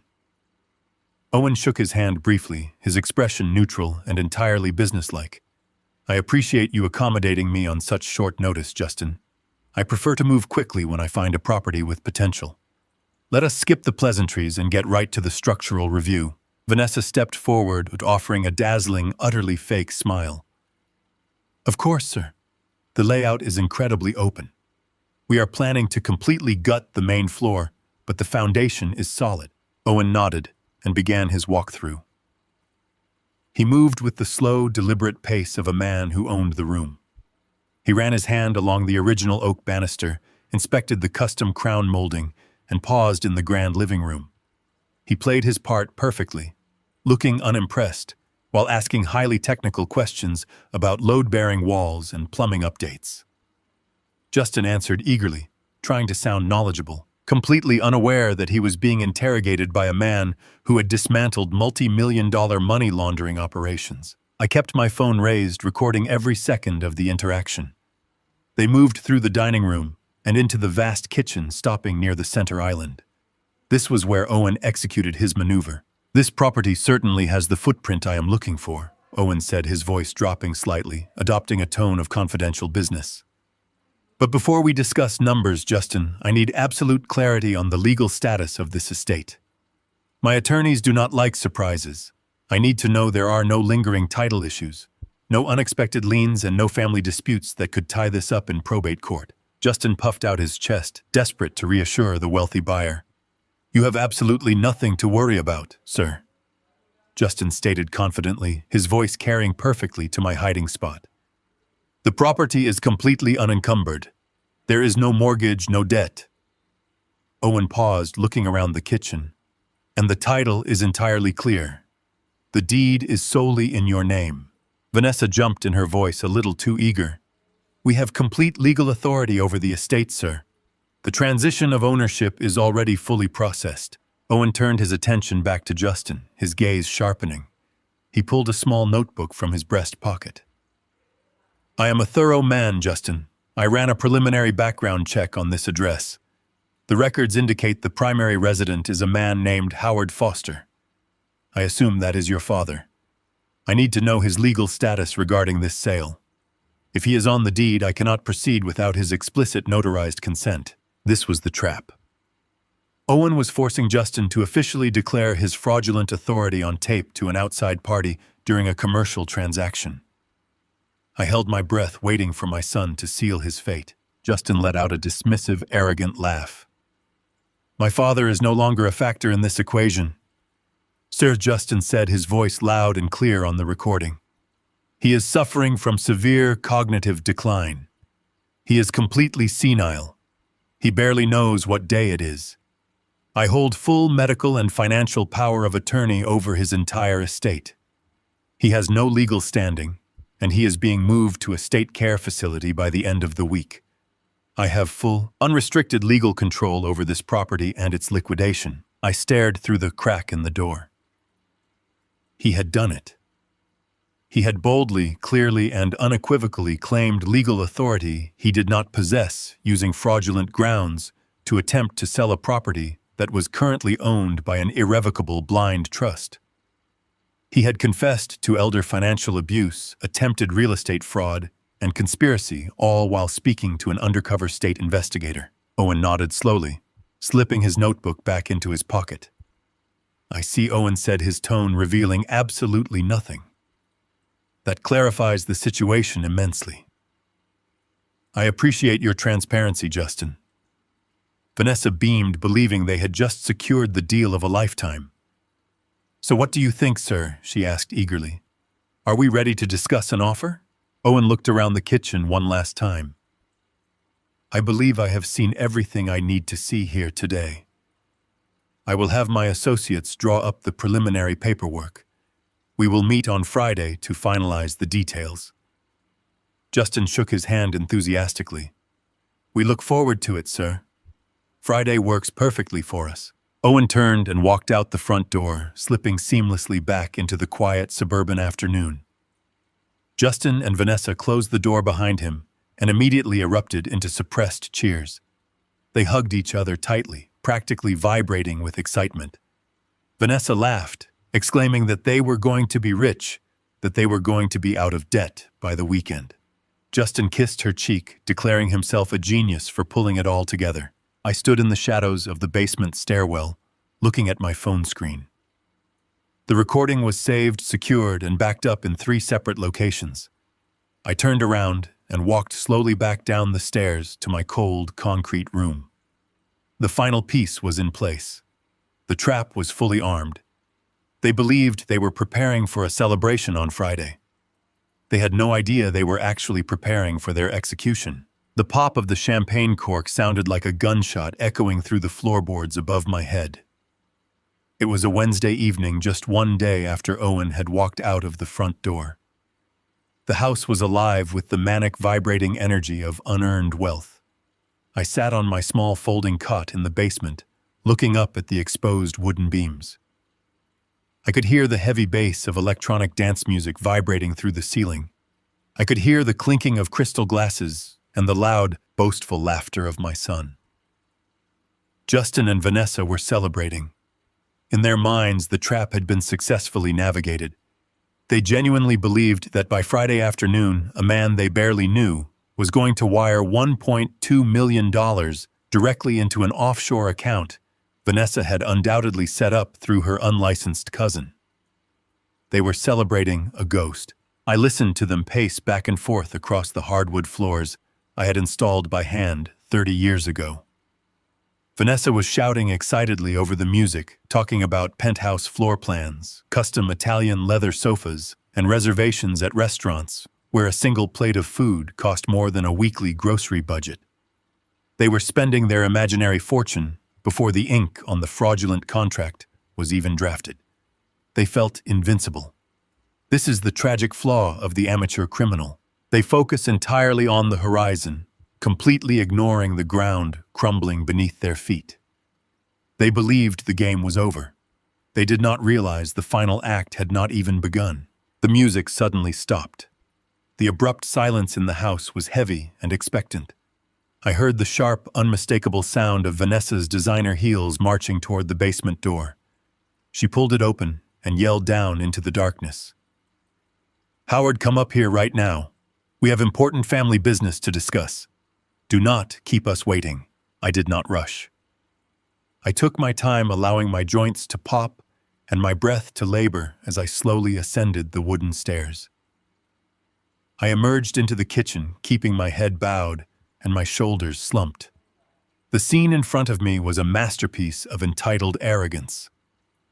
Justin was leaning against the granite island, holding a crystal flute filled with golden champagne. His tie was loosened, his sleeves rolled up, looking every inch the victorious corporate titan he pretended to be. Vanessa stood next to him, sipping from her own glass, her face flushed with the intoxicating thrill of total control. Spread out across the kitchen counter were several glossy brochures. They were not travel brochures. They were not luxury car catalogs. They were pamphlets for long-term care facilities. Justin cleared his throat and set his glass down. He adopted a tone of solemn manufactured responsibility. "Dad." He began trying to sound like a patriarch, making a difficult but necessary decision. "Vanessa and I have been evaluating the situation. Your cognitive decline is becoming a serious liability. We cannot provide the level of specialized medical supervision you require. We have made an executive decision regarding your future." Vanessa did not bother with the fake compassion. She stepped forward, picked up one of the glossy brochures, and shoved it across the granite counter toward me. I looked down at the pamphlet. It advertised a state-subsidized, low-income geriatric ward located 3 counties away. It was the kind of facility designed for wards of the state, places notorious for understaffing, bleak concrete corridors, and absolute isolation. It was a place where forgotten people went to quietly expire. "We found a bed for you," Vanessa said, her voice dripping with cruel satisfaction. "They had a sudden cancellation, and we secured the spot. It is a highly supervised environment. You will not have to worry about cleaning bathrooms or handling bills anymore. They manage everything for you. They will keep you safe and out of our way." Justin nodded in agreement, looking at me with cold, dead eyes. "The transition is happening this Friday, Dad.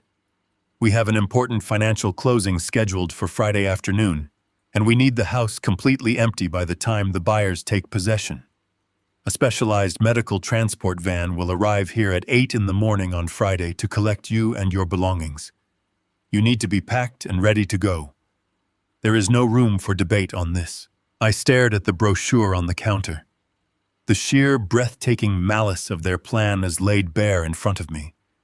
They were not just stealing my home and my assets. They were deliberately discarding me into a miserable institutional prison to ensure I could never contact an attorney or interfere with their stolen wealth. They were attempting to erase me from the world entirely.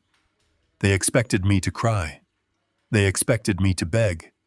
They expected the frail, broken old man they had chemically manipulated to fall to his knees and plead for mercy. They wanted the satisfaction of watching me break. I did not cry. I did not beg. I slowly raised my head and looked directly into my son's eyes.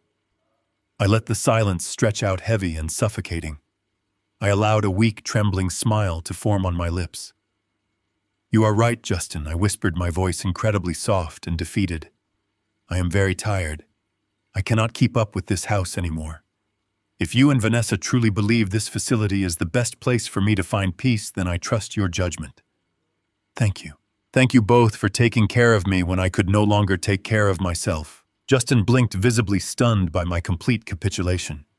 He had prepared for a vicious argument. He had prepared to physically force me out the door. My absolute submission caught him entirely off guard. A flicker of something resembling guilt flashed across his face, a brief reminder of the boy I had once raised, but it was quickly swallowed by his overwhelming, desperate greed. He needed this money to stay out of federal prison, and he was willing to step over my living body to get it. "It is for the best, Dad," Justin muttered, looking away from me and picking his champagne flute back up. "It really is," Vanessa simply sneered. "Just make sure your bags are packed by Thursday night, Howard. We do not have time for delays on Friday morning. The new owners are bringing their contractors through the house at noon, and I will not have you wandering the halls confusing people." I turned my back on them and slowly descended the stairs back into the dark basement. As soon as the door clicked shut above me, the fragile, trembling persona vanished completely. I stood at the bottom of the stairs, my breathing slow and perfectly controlled. I walked over to my folding cot and pulled a small, worn leather duffel bag from under the metal frame. I did not pack clothes. I did not pack family photographs or sentimental keepsakes. I was not preparing to move into a state-run asylum. I was preparing the final ammunition for a legal execution. I reached into my secure storage box and pulled out the physical copies of the forensic evidence I had gathered. I carefully packed the encrypted hard drive containing Justin's corporate embezzlement logs. I packed the pristine, untouched bottles of my actual cardiovascular medication, the definitive proof that I was in perfect mental and physical health and that they had actively attempted to drug me. I packed the tiny voice-activated dictaphone holding the audio files of their conspiracy. I placed each item into the leather bag with the meticulous care of an assassin loading a sniper rifle. Every document, every digital file, every piece of plastic was a nail in their coffins. Above my head, the music started playing again. I could hear the faint sound of glass clinking as they poured another round of champagne. They were toasting to their brilliant future. They were toasting to the $1 million they believed would be sitting in their accounts by Friday evening. They were practically dizzy with the thrill of getting away with the perfect crime. I zipped the leather bag shut and placed it neatly at the foot of my cot. I sat down in the cold darkness, listening to their celebration. I felt a profound, chilling sense of calm wash over me. Friday was coming. They wanted an empty house. They wanted a definitive conclusion. They wanted to strip me of everything I owned and cast me out into the cold. I was going to give them exactly what they asked for. I was going to give them an ending they would never forget. The clock on the concrete wall of the basement ticked past midnight. Thursday had bled into Friday. Above my head, the house was completely silent. Justin and Vanessa were fast asleep in my master bedroom, dreaming of the $1 million they believed would be deposited into their accounts by the afternoon. They were resting peacefully, entirely confident that by 8 in the morning, a medical transport van would arrive to haul me away to a state-run facility. They thought my bags were packed with old sweaters and photographs. They did not know that my bag was already full of weapons. I sat at a small wooden folding table in the corner of the cellar. A single bare bulb hung from an exposed wire, casting a harsh yellow light over the concrete floor. I had brought down a small portable printer and my encrypted laptop. The hum of the machine was the only sound in the dark room. I was no longer a tired old man waiting for the end of his life. I was a senior forensic auditor preparing the final case file of his career. I had 3 heavy manila envelopes laid out in a perfect row on the wooden table. Each one represented a different pillar of my son's fraudulent life. Each one was designed to utterly annihilate a specific piece of his arrogant illusion. I picked up the first envelope. I wrote the address of the senior fraud investigator at the federal bank in neat block letters. Into this envelope, I placed the digital access logs I had intercepted from my secondary wireless network. I printed the exact internet protocol address, identifying Justin's laptop as the machine that submitted the home equity application. I included the timestamp data proving he had executed the signature while sitting at my kitchen island. But the most important piece of paper went in last. I slid a certified notarized copy of my duress signature affidavit into the stack. It was a formal legal document from 30 years ago, proving that the missing cross on the letter and the tiny hook at the end of my name legally invalidated the contract and flagged it as an act of criminal extortion. I sealed the flap of the first envelope. The financial trap was fully armed.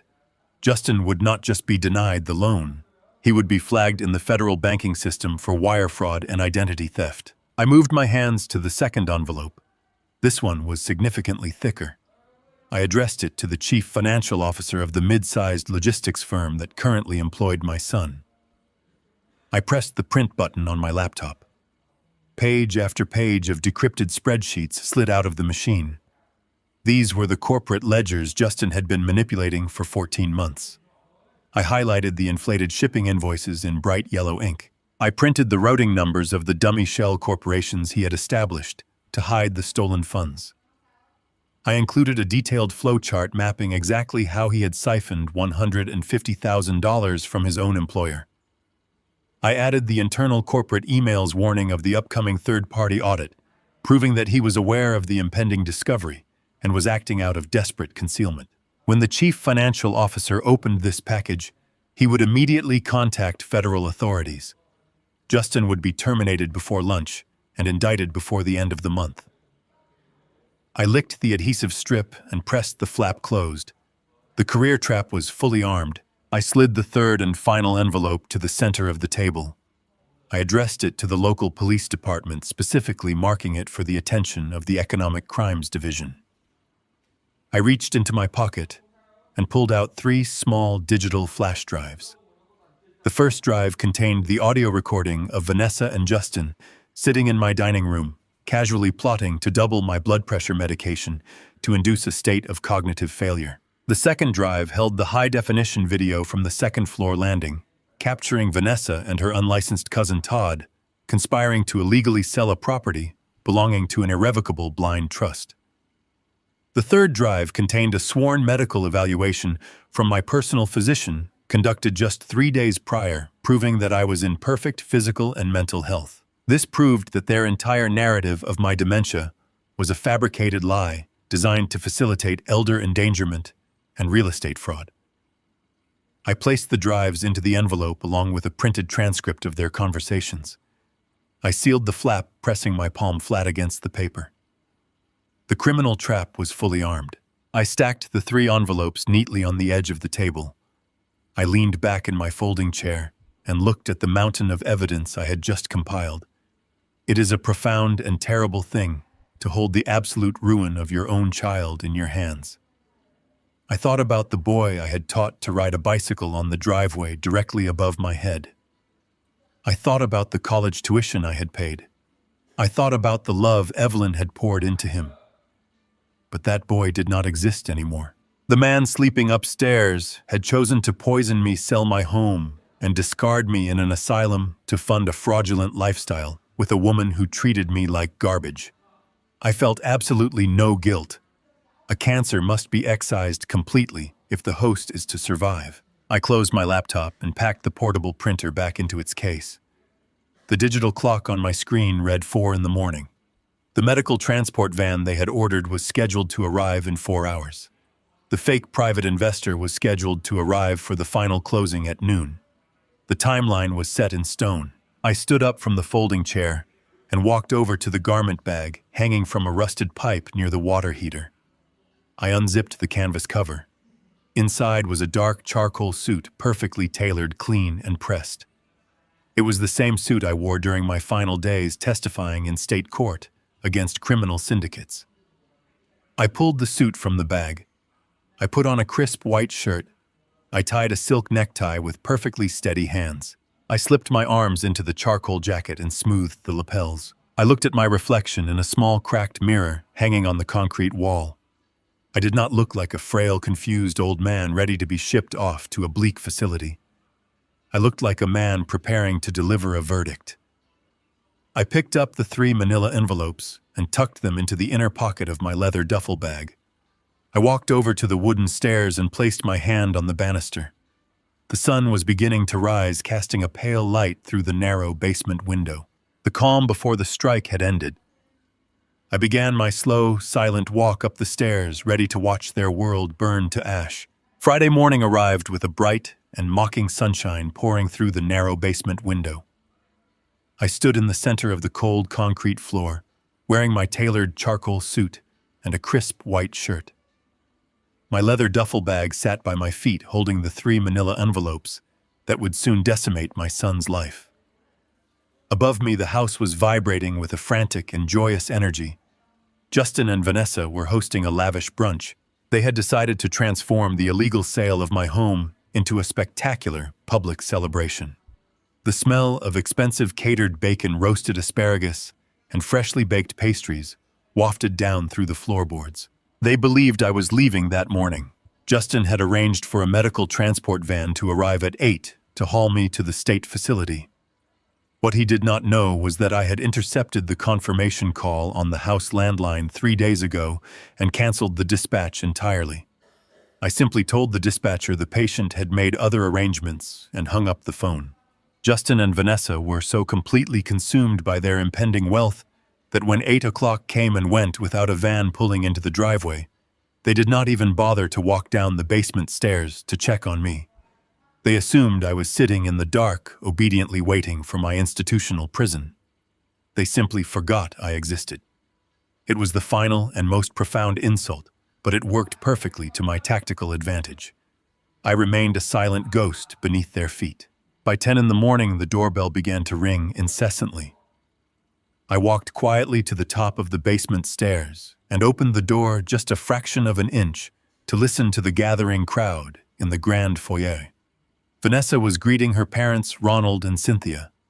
They were a pair of aggressively pretentious people who looked at the world through narrowed and judgmental eyes. I heard Cynthia loudly compliment the sweeping staircase, while simultaneously suggesting that the entire house needed a demolition crew to rid it of its depressing vintage odor.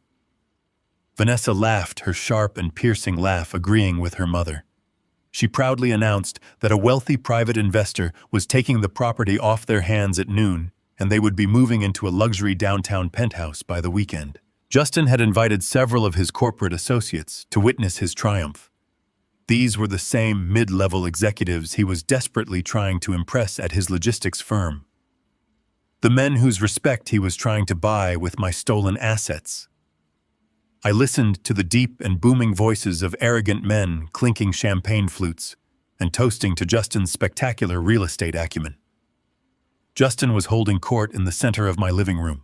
He boasted loudly about the brutal negotiations he had conducted with the buyer. He spun a fantastical tale about dealing with an eccentric billionaire who was desperate for prime suburban acreage. He claimed he had managed to squeeze an extra $100,000 out of the investor because he was a master of the close. He was drunk on his own fiction. He felt like a king holding court in a castle he had stolen. The grandfather clock in the hallway chimed noon. The sound was heavy and resonant, cutting through the loud chatter of the brunch party.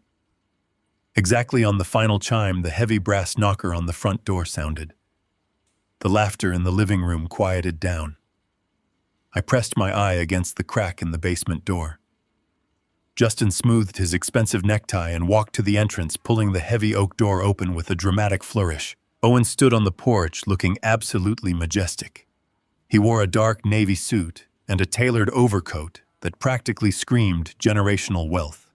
He carried his sleek leather briefcase and maintained an expression of complete and utter boredom. Standing right beside him was Gordon Pierce. My attorney looked like a silent predator walking into a sheep pen. Gordon was dressed in a conservative gray suit carrying a massive and bulging leather satchel.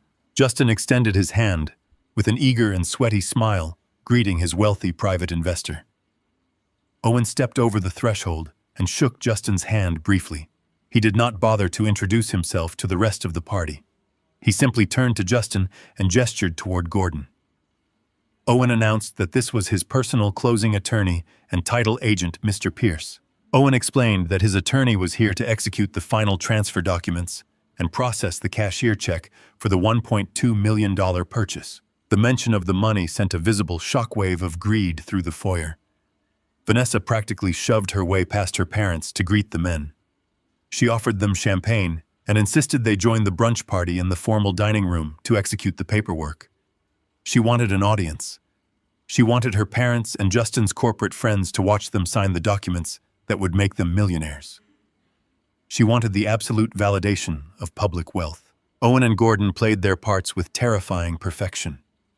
They declined the champagne but agreed to move to the dining room table. I watched through the crack in the door as the crowd shuffled toward the back of the house. Ronald and Cynthia whispered to each other about how powerful and intimidating the investor looked. Justin's friends patted him on the back, murmuring congratulations on the massive payday. They all gathered around the long mahogany table like starving vultures circling a fresh kill. Justin sat at the head of the table, adjusting his cuffs and trying to look like a seasoned corporate executive. He smiled broadly at his guests and then asked Gordon to produce the final deed transfer and the bank check so they could conclude their business and celebrate properly. Gordon did not smile. He placed his massive leather satchel on the polished wood of the dining table and slowly popped the brass clasps. The metallic click echoed in the silent and expectant room. Everyone was holding their breath, waiting to see the fortune materialize. I stepped back from the crack in the door. I smoothed the lapels of my charcoal suit. I picked up my leather duffel bag containing the 3 manila envelopes of absolute destruction. My heart was not racing. My hands were not shaking. I felt a cold and glacial calm settle deep into my bones. The entire audience was gathered. The stage was perfectly set. The criminals were sitting at the table eagerly waiting for a payout that did not exist. I placed my hand firmly on the brass doorknob of the basement door. It was time to step out of the dark and show them exactly what happens when you try to sell a house that belongs to a ghost. Justin sat at the head of the long mahogany table, rubbing his palms together in eager anticipation. He looked at Gordon with a bright and arrogant smile and confidently asked him to produce the cashier check so they could finalize the transaction. Gordon did not reach for a checkbook. He did not offer a congratulatory smile. Instead, he reached into his heavy leather satchel and pulled out a thick, plain manila folder. He placed it squarely on the polished wood right in front of Justin. Justin frowned, looking down at the brown envelope with visible confusion. Before he could ask what was inside, the heavy brass doorknob of the basement door clicked loud and sharp in the quiet dining room. I pushed the door open and stepped out of the shadows. The low hum of polite conversation among the brunch guests died instantly. I did not shuffle my feet. I did not let my shoulders droop or my head hang low. I walked into the light with the straight spine and measured steps of a man who had spent 3 decades commanding authority in state investigations. I wore my perfectly tailored charcoal suit and a crisp white shirt. My leather shoes clicked against the hardwood floor with absolute rhythmic certainty. Justin stared at me from the head of the table. The smug, victorious smile slid off his face, entirely melting into an expression of profound and paralyzing shock. Vanessa dropped her imported champagne flute. The delicate crystal shattered against the floorboards, sending pale liquid pooling around her designer shoes, but no one in the room even looked down. I walked slowly down the length of the dining table, stopping directly across from my son. Justin tried to find his voice. He stammered frantically, asking what I was doing out of the basement and why I was dressed in a suit. I placed my leather duffel bag on the table and slowly unzipped the main compartment. I told Justin with a voice as calm and cold as a frozen lake that I was simply arriving for the closing. I reached into my bag and pulled out the first envelope. I slid it down the table until it came to a rest, touching the edge of his plate. I instructed him to open it. Justin hesitated, his hands trembling visibly, but Gordon leaned forward and told him with harsh legal authority to look at the documents. Justin tore open the flap and pulled out the papers.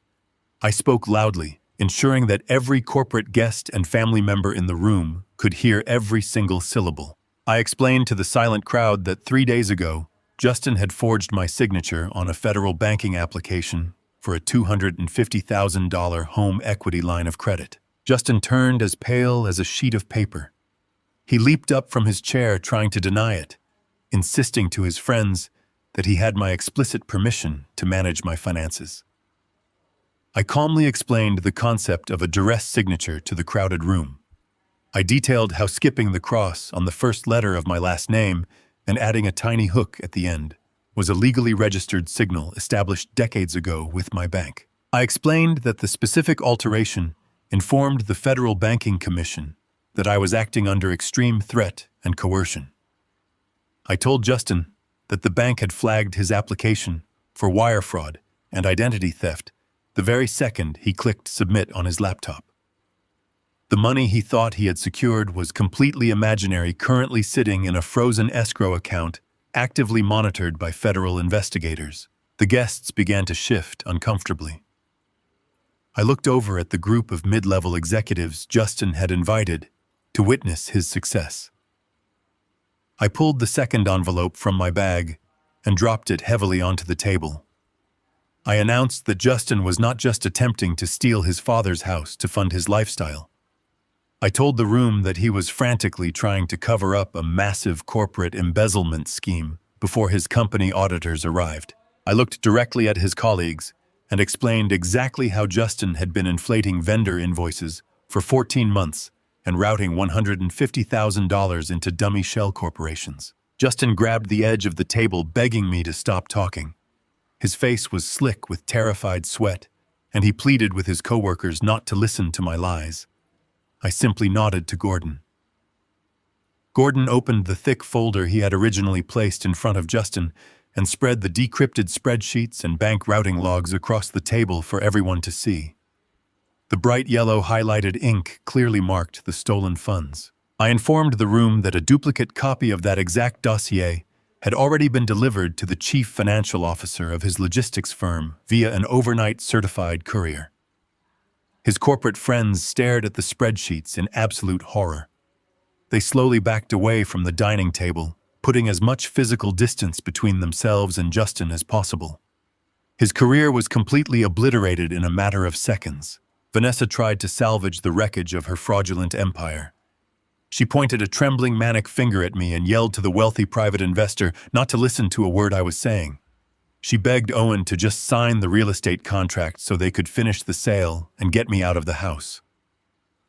Owen looked at her with an expression of absolute and unadulterated disgust. He buttoned his tailored overcoat and announced to the silent room that there would be no sale today or any other day. Owen dropped his wealthy persona entirely. He introduced himself as a retired state investigator who had spent his career running complex undercover stings alongside me. Vanessa gasped loudly, gripping the back of her dining chair to keep her balance. I pulled the final document from my bag. I told Vanessa and Justin that even if Owen had been a legitimate buyer, the transaction was mathematically and legally impossible. I explained that weeks ago I had walked into Gordon's office and legally transferred the deed of this house along with my pensions and all my assets into an irrevocable blind trust. I told them I did not own the property on paper anymore. The trust owned it, and Gordon was the sole executor. I explained that they had conspired with an unlicensed broker to illegally sell corporate real estate that did not belong to them. The sale was a phantom. The money was a phantom. The entire foundation of their arrogant display was built on nothing but federal crimes and their own breathtaking stupidity. The reality of total financial and legal ruin finally shattered Vanessa's carefully constructed facade. She lost complete control of her temper and began to scream at the top of her lungs. She shrieked that I was a crazy old man suffering from severe dementia.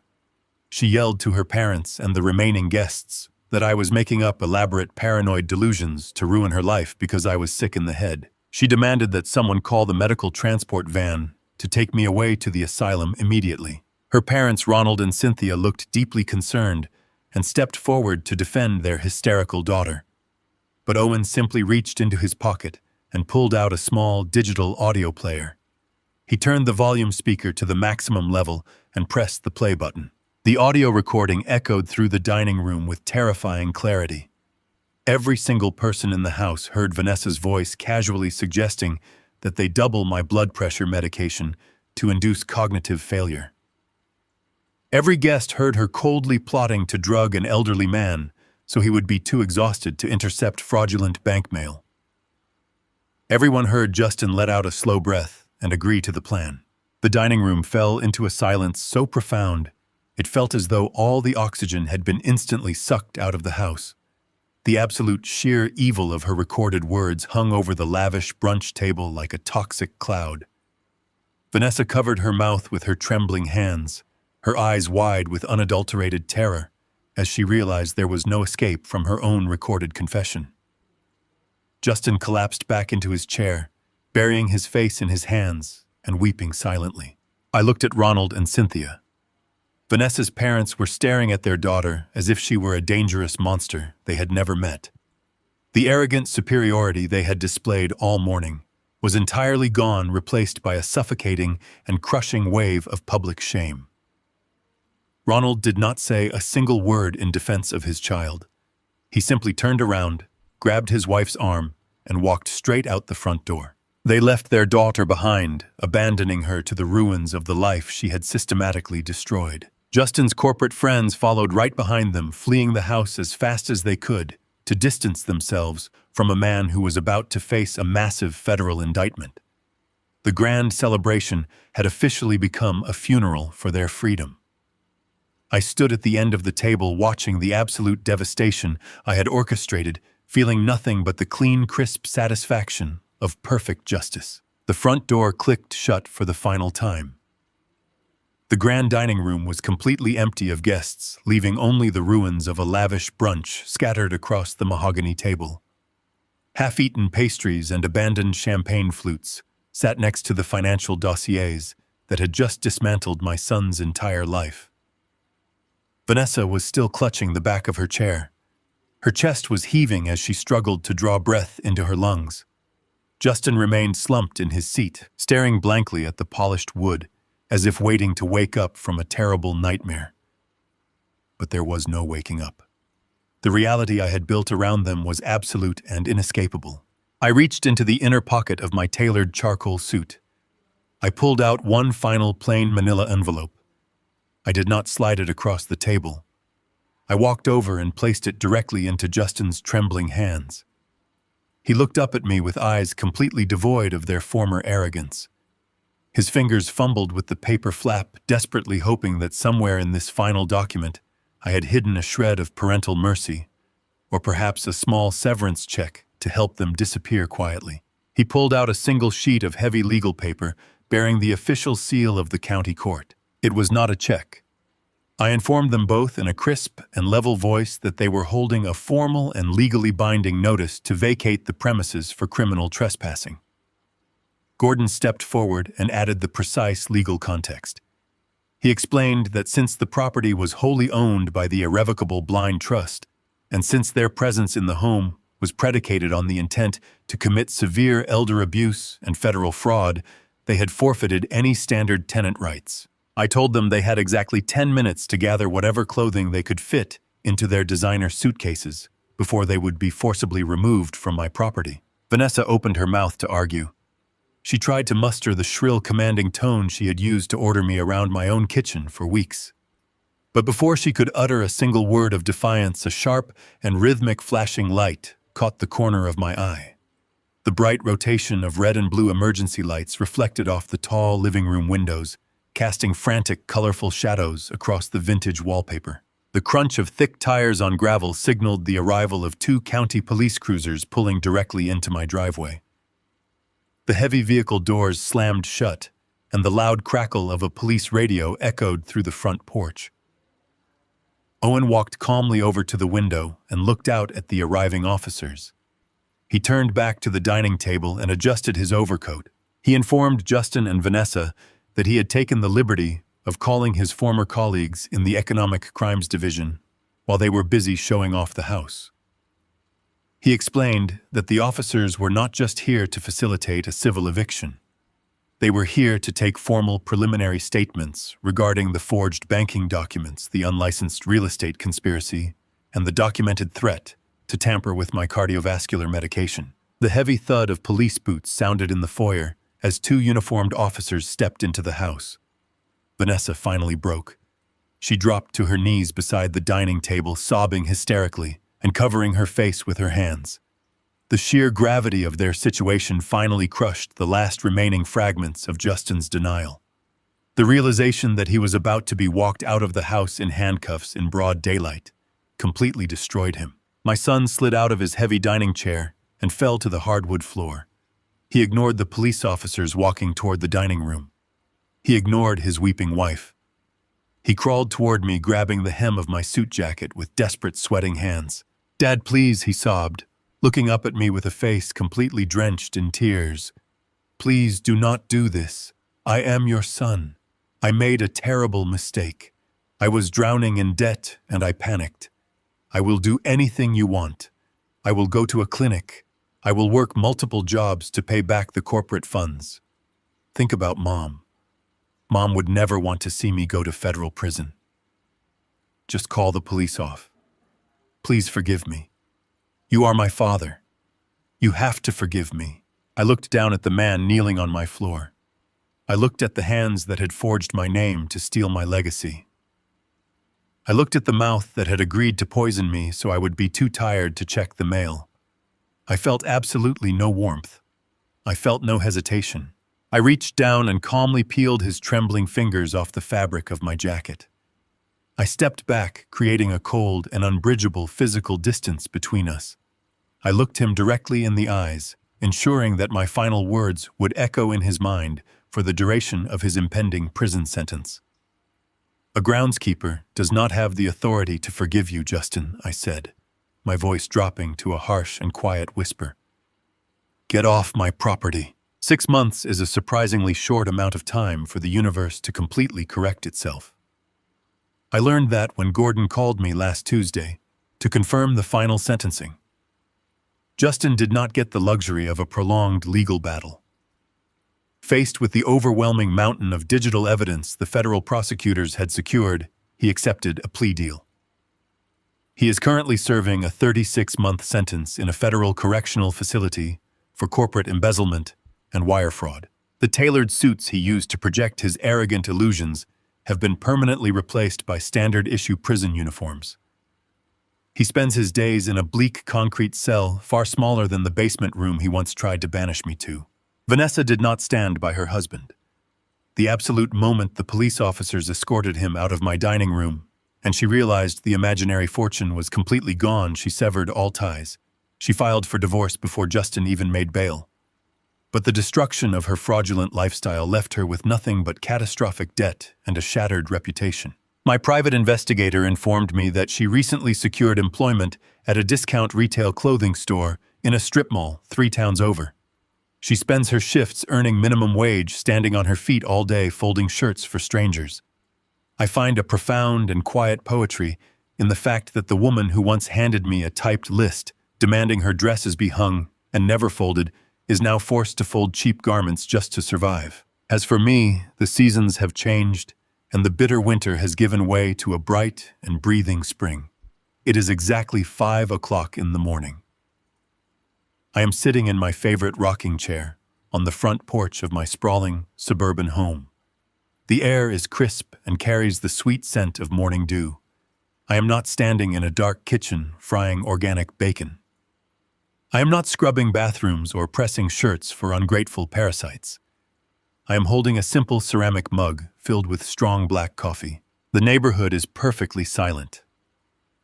I take a slow sip from my mug and watch the vibrant colors of the sunrise slowly bleed over the horizon, painting the sky in brilliant shades of gold and amber. The gentle morning light spills across the lush green grass of my immaculate front lawn. There are no luxury vehicles leaking oil onto my driveway. There are no hostile intruders sleeping in my master bedroom. The house is completely quiet and deeply peaceful.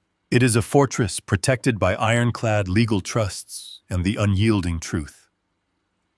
I lean back in my chair, feeling the warm morning breeze against my face. The house is entirely undeniably my own, and for the first time in a very long time, I am looking forward to the rest of the day. The greatest lesson we can take from this story is that true strength does not need to be loud to be devastating.